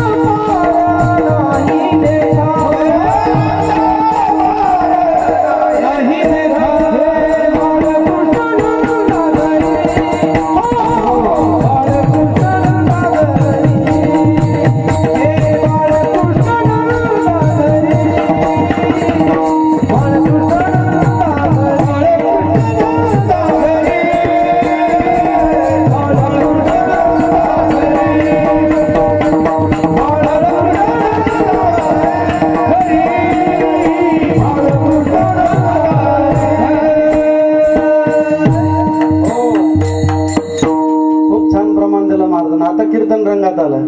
आता आपण चालू देऊ 2 वाजेपर्यंत. काही नाही, फक्त 15 मिनिटं राहिले आपल्याला. 10:30 ते 12:30 योग्य वेळेवरती, आपल्याला वेळेच्या आतमध्ये. बाळकृष्ण नंदाघरी गोकुळीच्या सुखा अंत पार नाही. एवढा आनंद झाला, एवढा आनंद झाला त्या गवळणींना, गोपाळाला. आता विचार करा, नंदबाबा राजे होते, राजे, आणि राजाच्या घरी पुत्र प्राप्त झाला. नंद घर आनंद भयो जय कन्हैया लाल नंद घर आनंद भयो जय कन्हैया लाल नंद घर आनंद भयो जय कन्हैया लाल नंद घर आनंद भयो जय कन्हैया लाल नंद घर आनंद भयो जय कन्हैया लाल नंद घर आनंद भयो जय कन्हैया लाल नंद घर आनंद भयो जय कन्हैया लाल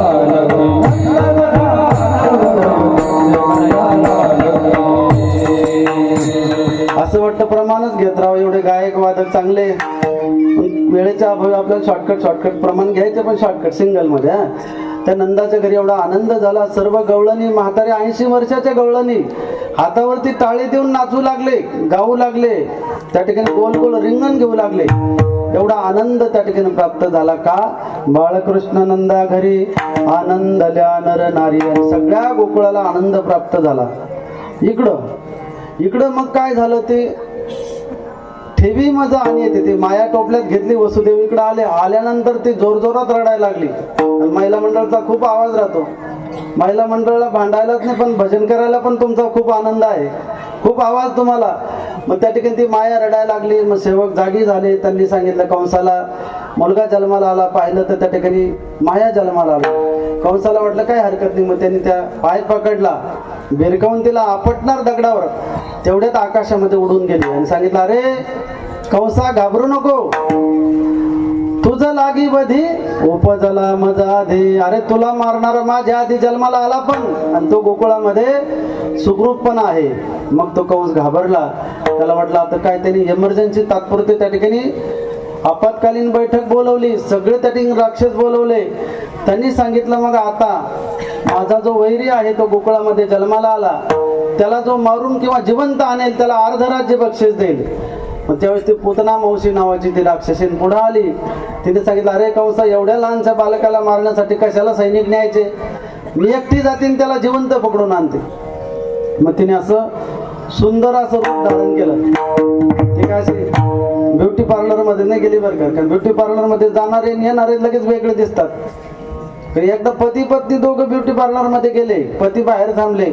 मधून ती बाई त्या ठिकाणी मेकअप करून आल्यानंतर त्याला वाटलं कोण आहे, त्याला ते ओळखू पण येत नव्हते. आता मला काही ते कपडे असले म्हणून सांगता येणार नाही, म्हणून तिला काही गरज नाही. ती राक्षसीन होती. तिने फक्त असा हात केल्याबरोबर एकदम लावण्यवती सौंदर्यवती असे स्त्री प्राप्त झाली. त्याच्याकडं अनिमा महिमा लगिमा प्राप्ती प्राकामी ईशत्व वशित्व अष्टमा स्थिती त्या राक्षसांकडे होत्या. ते राक्षसीने सुंदर असं रूप धारण केलं. आपल्या स्तनामध्ये विष भरलं आणि गोकुळामध्ये जन्माला आलेल्या सगळ्या बालकाला मारू लागले. इकडे या गोकुळामध्ये आनंद उत्सव साजरा केला. दही दुधाचे एवढे सडे पडले. भागवतामध्ये वर्णन आहे, ते यमुना मातेचं पाणी काळं आहे. पहा, आपण कधी गेलो मथुरेला वृंदावन मध्ये, तर यमुना मातेचं पाणी काळं होतं, परंतु दुधाचे दह्याचे सडे एवढे पडले, एवढं पंचामृत वगैरे उधळल्या गेलं. जवळजवळ 100 किलोमीटर पर्यंत त्या नदीचं पाणी पांढरं शुभ्र दिसत होतं. एवढा आनंद उत्सव साजरा केला. भगवंताचा जन्म झाला म्हणून. मग ती पूतना मावशी गावामध्ये आली. गावामध्ये आलेले सगळे लहान लहान बालक जे होते सगळ्याला मारत मारत मारत मारत मारत मारत त्या ठिकाणी नंद बाबा यशोदा बाबाच्या त्या ठिकाणी वाड्यावरती आले. तर राजवैभवामध्ये त्या वाड्यावरती तिला कोणी अडवलं पण नाही. एवढं सौंदर्यवती होती. ते त्यांना वाटलं कोणाची तरी असेल, राजाच्या घरची कोणीतरी असेल, म्हणून ती मध्ये आली. आल्यानंतर यशोदा मातेने भगवंताला स्नान घातलं. नाऊ घातल्यानंतर सोन्याच्या पाळण्यामध्ये भगवंत झोपी गेले. आणि इकडे ही पूतना मावशी आल्यानंतर सांगितलं, का यशोदे, मी असं ऐकलं म्हणे की तुला मुलगा प्राप्त झाला, दाखव मला. आणि महिला मंडळाची पद्धत राहते, कोणीतरी महिला आली, पाहुणे वगैरे आले तर त्यांच्या मांडीवरती ते बाळाला द्यायचं.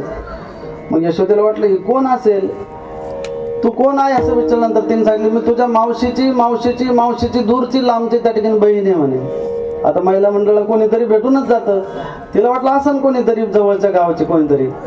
तिने सांगितलं, आता तुला काही भेटता येणार नाही, कारण माझ्या गोपाल कृष्णाला आता स्नान घातलं आणि ते झोपी गेले. हे सगळं ते कृष्ण ऐकत होता. कृष्णाला वाटलं की चांगला दुकानदार जर असला तर बोवणीचं पहिलं गिऱ्हाईक कधीच वापस जाऊ देत नाही. कृष्णाला वाटलं ही पहिल्यांदाच आली माझ्याकडं आणि हिला जर वापस देऊन दिलं तर आपल्याला नाट लागून जाईल. म्हणून भगवंतांनी जोर जोरात रडायचा आवाज सुरू केला. मग त्या पूतनावशीने सांगितलं, अगं यशोदे ते बाळ तर जागी झालं, त्याला आण माझ्याकडं. मग यशोदेला नाईलाज झाला. यशोदेने त्या गोपाळकृष्णाला घेतलं आणि त्या पूतना मावशीच्या मांडीवरती दिलं. आणि काही कामानिमित्त यशोदा मैया घरामध्ये गेली. घरामध्ये गेल्यानंतर गोपालकृष्णानं पाहिलं तर ही तर राक्षसीन सुंदर असं रूप धारण करून आलेली आहे आणि तिने त्याला मारण्याच्या उद्देशाने स्तनामध्ये विष घेऊन आली होती. ती स्तनपान देऊ लागली भगवंताला. भगवंतांनी डोळे झाकले. आता डोळे का झाकले त्याचे अनेक कारणं आहेत बरं का. भगवंताला मी सांगितलं, भगवंताचे डोळे चंद्र आणि सूर्य भगवंताचे डोळे आहेत. देवाला वाटलं हिने जर माझ्या डोळ्यामध्ये पाहिलं तर ही जळून राख होऊन जाईल, म्हणून या ठिकाणी ही लीला होणार नाही, म्हणून देवाने डोळे झाकले. दुसरी गोष्ट म्हणजे भगवंताच्या डोळ्यामध्ये एक संमोहन आहे. संमोहन म्हणजे एक प्रकारचं आकर्षण आहे. तुझ्या निडळी कोटी चंद्र प्रकाशे कमलनयन हास्य वदन हास्य. भगवंताचे डोळे पाहिले तर ती गवळण तिथंच मंत्रमुक्त होऊन जाईल आणि भगवंताचं भजन करू लागेल. म्हणून भगवंताला वाटलं ही लीला देखील समाप्त होईल.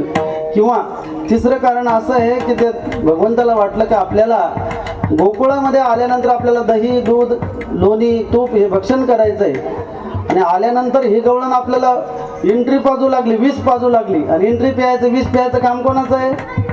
भगवान महादेवाचं आहे. भगवान महादेवाने विष पिलं होतं, म्हणून भगवान महादेव भोलेनाथाचं डोळे झाकून ध्यान करतायत. मग डोळे झाकून भगवंताने विष प्राशन केलं, नंतर तिचं दूध प्राशन केलं, नंतर तिचं रक्त पंचप्राण प्राण अपान समान उदान आणि व्यान पाचही प्राण पिऊन टाकले. तेव्हा तिला त्रास होऊ लागला. मग तिने सांगितलं मुंच मुंच, म्हणजे हे कृष्णा सोड सोड असं म्हणू लागली. परंतु भगवंताने सांगितलं, अगं पुतणे मी एक तर कोणाला पकडतच नाही, पकडलं तर त्याला मोक्ष प्राप्त झाल्याशिवाय त्याला सोडत नाही. म्हणून भगवंताने तिला मुक्ती प्राप्त करून दिली. परंतु मरत असताना त्या राक्षसींचं एवढं मोठं प्रेत झालं, 10 किलोमीटर पर्यंत तिचं धड त्या ठिकाणी यमुनेच्या तीरावरती पडलं आणि धडाम जोराचा असं बॉम्ब आवाज झाला. इकडं गोकुळामध्ये गोपाळांना वाटलं कशाचा बॉम्ब फुटला, अतिरेकी आले काही तर. तेव्हा तिथं अतिरेकी नव्हते. तेव्हा मग भगवान गोपालकृष्णाला वाटलं झालं काय. मग सगळे गोपाळ गवळणी बाहेर आले. यशोदा मैया बाहेर आली तर पाहिलं तर गोपालकृष्ण घरी नाही. पाहिलं तर यमुनेच्या तीरावरती फार मोठी राक्षसन मरून पडलेली आहे. भगवंत त्या ठिकाणी त्या डोक्याजवळ जाऊन बसले. सगळ्यांनी शिड्या वगैरे लावल्या आणि त्या गोपाळकृष्णाला खाली घेतलं. खाली घेतल्यानंतर सगळ्या गवळणी त्या भगवंताची गोपालकृष्णाची नजर काढू लागले. मग त्यांनी विचार केला की देवाला धीट लागली असेल त्या राक्षसींची, म्हणून कोणी मिरच्या उतरू लागले, कोणी गाईची शेपूट ओळून टाकू लागले. परंतु त्यांना हेच माहिती नाही या भगवंताची दिकटीला लागली म्हणून ती मरून गेली. परंतु ही आईची माया, ही भोळी माया असते, लीला असते भगवंताची. म्हणून त्या सगळे गोपाळ आनंद उत्सव करू लागले. बाळकृष्णानंदा घरी आनंदल्या नर नारी. हळूहळू भगवंत लीला करू लागले. भगवंत हळूहळू जसं शुक्ल पक्षाची चंद्राची कोर मोठी व्हावी तसं कलेने भगवंत वाढू लागले. हळूहळू भगवंत रांगायला लागले. रांगता देखील भगवंत चोरी करू लागले. तळवे तळ हात टेकीत डाव्या गुडघ्याने रांगत रंगणी रंगनाथ. त्या ठिकाणी डाव्या गुडघ्याने रांगू लागले. तो रंगणी रंगनाथ, आपल्या घरामध्ये रंगनाथाची मूर्ती आहे ना, आणि त्या ठिकाणी दही दूध तुपाचे त्या चोऱ्या करू लागले. एकदा यशोदा मैया आंघोळ करायला जात असताना ती यमुनेच्या तीरावरती भगवंताला नेलं. आणि तुम्हाला सांगतो, यशोदा मैया जरी त्या राजपत्नी होत्या तरी यमुनेमध्ये रोज त्या गवळणी बरोबर स्नान करत होत्या. आता तर आपल्या घरी त्या ठिकाणी पंढरपूरला आपण गेलो तर चंद्रभागेमध्ये पण स्नान करत नाही. आपण गरम पाण्याने आंघोळ करतो पण नदीमध्ये स्नान करत. म्हणून आपले नदी तीर्थ हे पवित्र असतात, त्याच्यामध्ये आपण स्नान केलं पाहिजे. यशोदा मैया आंघोळीला गेले. भगवान गोपालकृष्णाला काठावरती ठेवल्यानंतर भगवंत माती खाऊ लागले. त्या गवळीने सांगितलं, अगं यशोदे, हा तुझा जो कृष्ण हा माती खातो. मग यशोदा मैया बाहेर आल्या. बाहेर आल्यानंतर भगवान कृष्ण गोपालकृष्णाचा कान पकडला. त्याला सांगितलं, देवा कृष्णा माती खातो का? त्याने सांगितलं नाही. मग तिने हातामध्ये काठी घेतली. गोपालकृष्ण यशोदेला सांगू लागले, आई नको ग, आई नको ग, आई माझं मारू नको ग, नाही म्या खादली माती. कितीतरी विनवण्या करू लागले भगवंत. अगं मैया यशोदे, मी माती खाल्ली नाही. तरी त्या यशोदा माता सांगते की तू आ कर. भगवंताने आ केल्याबरोबर तिला विश्वरूपाचं दर्शन झालं. मग चक्कर येऊन तिथं पडली. भगवंताने पुन्हा माया काढून घेतली. अशा प्रकारे भगवंत अनेक लीला करू लागले. एकदा काय झालं, एका गल्लीमध्ये भगवंत चालायला लागले. चालत चालत पळत पळत गल्लीमध्ये गेले. रांगोळ्या काढत होत्या गवळणी. रांगोळ्या काढत असताना त्या गवळणी म्हणू लागले, कृष्णाने सांगितलं, अगं गवळणींनो काय करतायत? तर त्या गवळणी सांगितलं, अरे कृष्णा तू आंधळा आहे का, तुला दिसत नाही का? आम्ही या रांगोळ्या काढतोय, आमच्या गल्लीला कशाला आला? जा तुझ्या घरी निघून जा. असं ते गोपालकृष्णाला धमकी देऊ लागले. देवाला वाटलं हे सगळं राज्य माझ्या बापाचं आहे, नंद बाबा या गोकुळाचा राजा आहे, मला गल्लीतून काढून देता. मग त्या गवळणी रांगोळी काढत असताना रंग भरण्यासाठी, रंग घेण्यासाठी घरामध्ये गेल्या. घरामध्ये गेल्यानंतर गोपालकृष्णाने पण दुसरीच रांगोळी काढली. त्या रांगोळीवर भगवान कृष्णाने लघवी करून दिली. आणि ते पण अष्टदळ काढिले अंगणी, वरी मुते चक्रपाणी. आणि त्या गवळणी जेव्हा कलर वगैरे घेऊन घरातून बाहेर आल्या, त्यांनी पहिलं अरे हे कृष्णा काय करतोय, आम्ही रांगोळी काढली नाही, तर दुसरीच रांगोळी काढतोय म्हणून पुन्हा त्याच्या मागे पळाले. ते गोपालकृष्ण घरीच निघून गेले. अशा प्रकारे अनेक प्रकारचे लीला केल्या. ते पुतना मावशी मेली हे कंसाला कळालं. कंसाने पुन्हा राज दरबार भरवला. पुन्हा तात्पुरती मिटिंग बोलवली तातडीची. मग तेव्हा महांबळ भट नावाचा दैत्य पुढे आला. त्यांनी सांगितलं, अरे कृष्णा, मी आत्ता जातून त्या कृष्णाला पकडून जिवंत पकडून येतो. मग गोपालकृष्णाच्या त्या ठिकाणी राज दरबारामध्ये हा महांबळ भट नावाचा दैत्य ब्राह्मणाचं रूप धारण करून आला. नंदबाबाने त्या गोपालकृष्णाला त्याच्याजवळ दिलं. सांगितलं, याचा हात वगैरे पहा, याचं भविष्य पहा, मागच्या जन्मामध्ये यांनी काय केलं, या जन्मामध्ये कोणत्या प्रकारे कारकीर्द करणार आहे. मग त्या महांबळ भट दैत्यच होता. त्यांनी सांगितलं, अरे नंदबाबा, हा मागच्या जन्मामध्ये यांनी मत्स्य, कच्छ, वराह अनेक प्रकारचे प्राण्याचे अवतार घेतलेले. आणि तू काय कर, हा मुलगा आल्यानंतर अनेक प्रकारचं खोटं बोलेल, चोऱ्या करेल, भावाचे भांडणं लावून देईल. अशा प्रकारे नंदबाबाला सांगितलं, तुम्ही काय करा, एक 10 फूट गड्डा करा, त्या खड्ड्यामध्ये या मुलाला टाका आणि त्या ठिकाणी एका मातीमध्ये त्याला दाबून द्या, जिवंत पुरून टाका. असं सांगितलं. बरोबर नंदबाबाने सांगितलं, अरे आता तर काल गर्गाचार्य आले होते आणि गर्गाचार्याने सांगितलं, हा मुलगा नारायणाचा अवतार होता, हा या ठिकाणी धर्माची स्थापना करीन, भक्ताचं रक्षण करण, धर्माचे त्या ठिकाणी उपदेश करण. हे सांगितल्याबरोबर गर्गाचार्याचं नाव घेतलं. बरोबर महांबळ भट्टाने त्यांनी सांगितलं, तो गर्गाचार्य वेदशास्त्र संपन्न, त्या ठिकाणी वेदशास्त्र पुराण कोणतेही येत नाही, तो मूर्ख आहे. एवढं मूर्ख आहे असं म्हटल्यानंतर मग देवाला राग आला. कारण देवाला शिवाय दिलेला देवाला चालतात. एखाद्या महिलेला किती बोला, त्याला काहीच वाईट वाटत नाही, परंतु तिच्या लहान लेकराला जर आपण काही बोललं, तिला लगेच राग येतो. तशा प्रकारे देवाच्या भक्ताला बोलल्याबरोबर देवाला राग आला. देवाने लगेच पाठाला, मुसळाला आज्ञा दिली. विटंबिला भट दिला पाठीवरी पाठ. त्याचे धोतर तुटले, पंचांग फाटले, जानवे तुटले. घराच्या बाहेर निघाला, बाजा त्या ठिकाणी पुढे आल्या, पडू लागला. विटंबिला भट दिला पाठीवरी पाठ. फक्त आणि फक्त तो ब्राह्मण असल्यामुळे त्याला जिवंत सोडलं महांबळ भटाला. मग त्यांनी सांगितलं कंसाला, अरे बाबा, तुझा जो वैरी आहे तो काही सामान्य नाही, तो परमपुरुष शक्तिमान सर्व शक्ती संपन्न आहे. मग त्यांनी आगासूर, बकासूर, व्याघ्रासूर, धेनुकासूर सगळ्या प्रकारचे तृणावत आदी करून सर्व राक्षस पाठवले. भगवंतांनी सगळ्याचा नाश केला. असं करत असताना भगवंत त्या गवळणीच्या घरी चोऱ्या देखील करू लागले.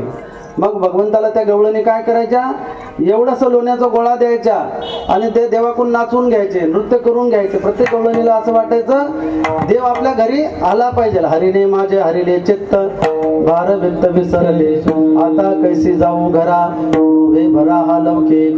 त्या काळामध्ये भगवंत थोडे मोठे झाले. मोठे झाल्यानंतर भगवंताने पाहिलं, सगळ्या व्रजा, वाकड्या, पेंद्या, सुदाम्या सगळ्या गोपाळांना एकत्र केलं. सांगितलं, का रे तुम्हाला खायला घरी मिळत नाही का? त्यांनी सांगितलं, हो कृष्ण, आम्हाला खायला घरी मिळतं, पण आमच्या घरी जे दूध आहे ते दूध जातं डेअरीला, आणि डेअरीला फक्त ताक उरतं. मग ताकाने काय होणार आहे? भगवंताने सांगितलं, अरे आपलंच दूध ते कंसाच्या त्या ठिकाणी मथुरीला जातं, मग आपण काय करायचं, चोऱ्या करायच्या.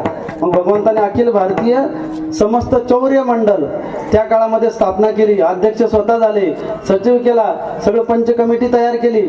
आणि मग रात्री जायच्या, प्रत्येकाच्या घरी चोऱ्या करायच्या, प्रत्येकाच्या रात्री घरी चोऱ्या करायच्या. असं चोऱ्या करता करता करता सगळ्या गवळणी त्रस्त झाल्या. मग त्या ठिकाणी घराने घेऊन यशोदा मैयाकडे आले. गवळणी सांगते घराने, आता ते प्रमाण आहे, गवळणी सांगते घराने, रात्री आला चक्रपाणी. गवळणी सांगते घराने, रात्री आला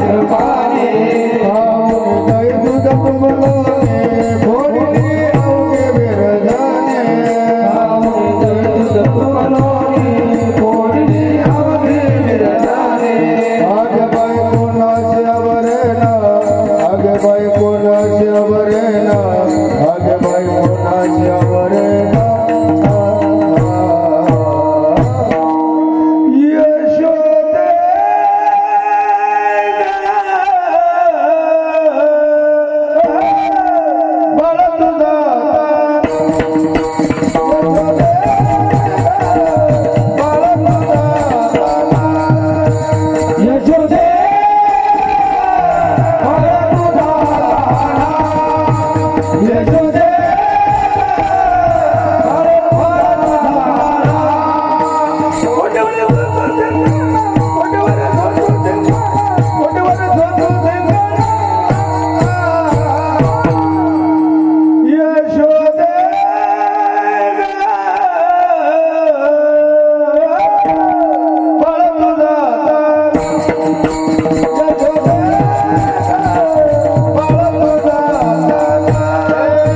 यशोदे बाळ तुझा यशोदे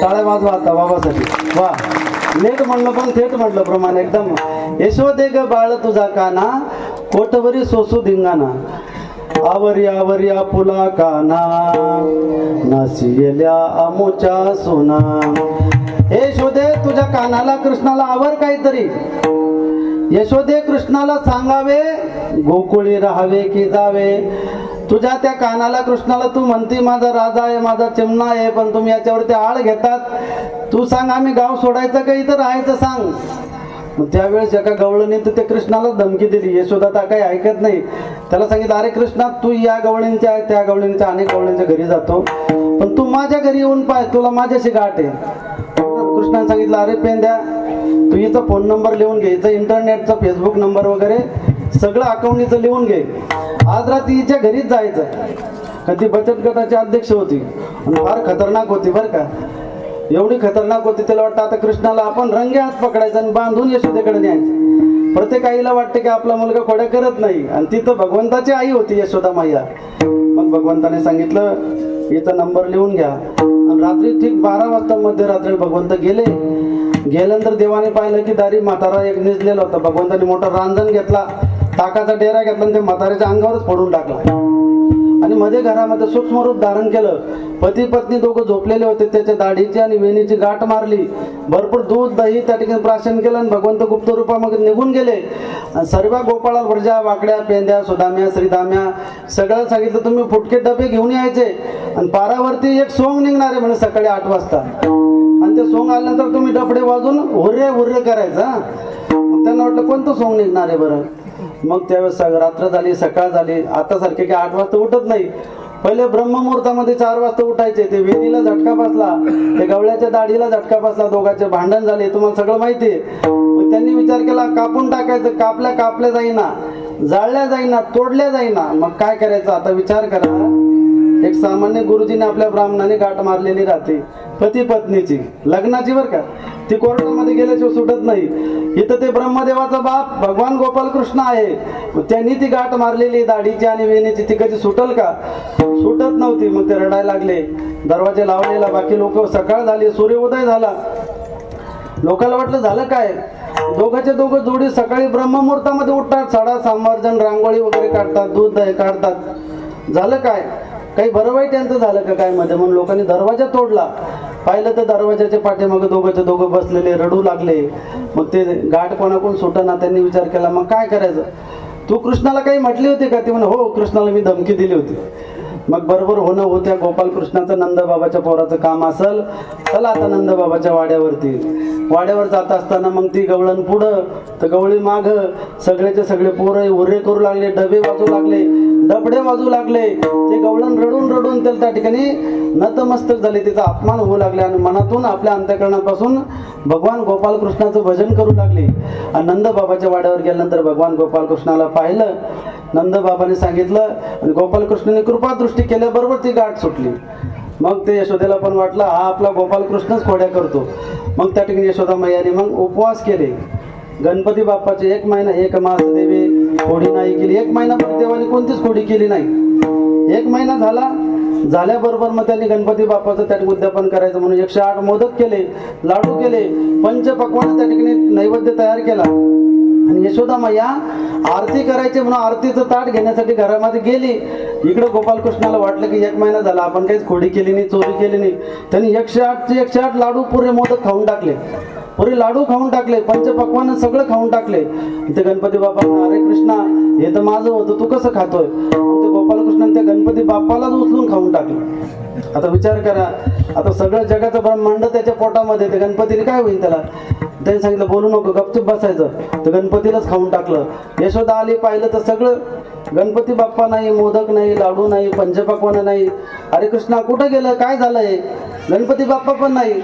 मग ते कृष्ण सांगतो यशोदा मैयाला, मैया या ठिकाणी फार मोठ्या लांब सोंड्याचा, फार मोठ्या पोटाचा एक बाबा आला, त्या बाबाने सगळंचं सगळं खाऊन टाकलं. मग यशोदेला वाटलं हे कोणाचं काम नाही, हे तुझंच काम, हे तर तुझ्याशिवाय कोणीच नाही. मग त्या अशा खोड्या करायला लागल्या. मग त्यांनी सांगितलं आता तुला शाळेत टाकावं लागेल. पूर्वी काळची शाळा कोणती? गाई गोपाळ सोंगडे बना, गाई गोपाळ सोंगडे बना, गाई गोपाळ सोंगडे बना. गाई गोपाळ सगळेचं सगळे घेऊन त्या ठिकाणी वनामध्ये जायचे, गाई चारायचे. भगवान सुंदर असं वेणू वाजवायचे. वृंदावनी वेणू वाजे, वृंदावनी वेणू. भगवंत वेणू वाजायचे, ते गाई त्या ठिकाणी पाणी प्यायच्या, चरायच्या. सगळेचे सगळे गोपाळ त्या ठिकाणी वेगवेगळ्या प्रकारचे खेळ खेळायचे.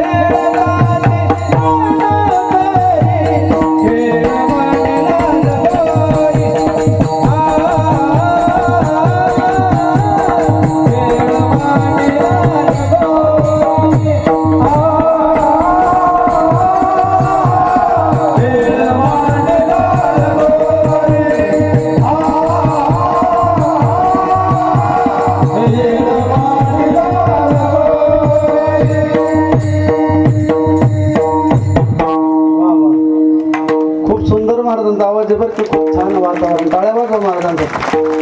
हामामा पोऱ्या हामामा, खेळ भवरा गे बाई भवरा, किंवा खेळ मांडीला लगोरी. अनेक प्रमाणात प्रमाण महाराजांनी घेतले, सगळे खेळ घेतले त्याच्यामध्ये. तसं भगवान गोपालकृष्ण विट्टी दांडू, चेंडू, लगोरी, हामामा सगळेचे सगळे खेळ घेतले. आता तर मुलांना असा खेळ आहे फक्त 2 अंगठ्याचं काम आहे मोबाईलवरती. म्हणजे आपल्या शारीरिक क्षमता कोणताही व्यायाम त्यांनी होत नाही. नाही तर मग ते 3 लाकडं आणि 11 माकडं असं ते क्रिकेटचा खेळ आहे. परंतु हा खेळ भोवरा असेल, विटीदांडू असेल, पूर्वी काळचे हे खेळ होते. लगोऱ्या, सूरपारंब्या असे सगळेचे सगळे खेळ खेळले. आणि गायनाच्या या ठिकाणी महाराजांचं उत्कृष्ट आहे, शुद्ध वातावरण आहे. असं वाटत आहे कीर्तन चालू देवा, परंतु आपला वेळ झालेला आहे. सगळ्या बाळगोपाळांना भूक लागली. खांदी भार पोटी भूक,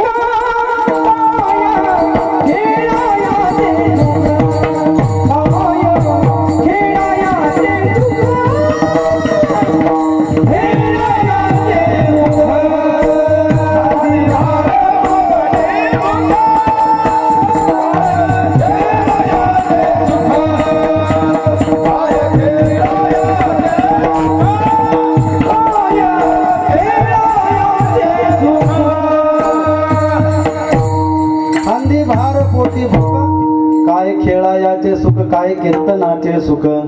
सांगितलं कृष्णा आता 12:30चा वेळ, 1 वाजत आले. आता भूक लागली आता सगळ्यांना. मग भगवंतांनी सांगितलं ठीक आहे, काय हरकत नाही, खेळ बंद करा. मग आता काय करा, सगळ्याच्या शिदोऱ्या, सगळ्याचे टिफिन डबे वगैरे आणा. त्याने सांगितलं मग कोणाचं पिठलं असेल, कोणाची बासवंदी, कोणाचा श्रीखंड, कोणाचे गुलाबजामुन, कोणाचे वरण भात, सगळं गोपाळकाला देवाने एक दही भाताचा खिचडी काला. आणि सगळ्या गोपाळांना गोल बसवलं, गोल आकारामध्ये.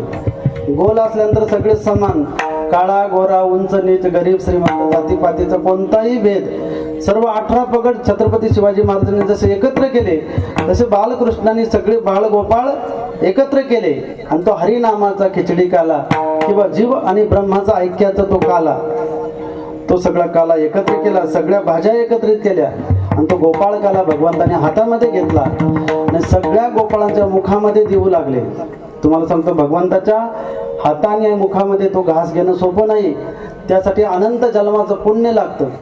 भागवतामध्ये वर्णन आहे, बिभ्रद्वेनुम जठरपटयो शृंग वेत्रेचे कक्षे वामे पानो मसृण कवलं तत् फलान्यंगुलिषु तिष्ठन् मध्ये स्वपरिश्रोधो हर असय नर्म विस्वये स्वर्गे लोके मिशति भुभुजे यज्ञ भूक बाल केली. बोल गोपाल कृष्ण भगवान.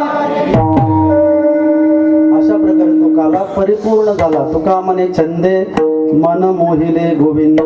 त्या भगवंतानी सगळ्याचं मन मोहून टाकलं. म्हणून जीवनामध्ये आपल्याला देव, देश आणि धर्माची सेवा करत असताना आपण आपल्या गुरुवरती आणि आपल्या देवावरती आपला विश्वास आणि आपला श्रद्धा असली पाहिजे. म्हणून आपण समस्त सय्यदपूर ग्रामवासीजन, महिला, पुरुष, आबाल, वृद्ध सगळ्यांचे तन, मन आणि धन सहकार्यातून चालत असणारा, विशेष करून तरुण मंडळींच्या सहकार्यातून चालत असणारा हा अखंड हरिनाम सप्ताह संपूर्ण गायनाचार्य, मृदंगाचार्य, वारकरी संप्रदायाची एकनिष्ठ असे निष्ठावंत वारकरी महाराज मंडळींच्या उपस्थितीमध्ये चालत असणारा हा आपला अखंड हरिनाम सप्ताहाचं आजचं शेवटचं कीर्तन माऊली ज्ञानोबा यांच्या चरणावरती अर्पण करून ज्ञानेश्वर माऊली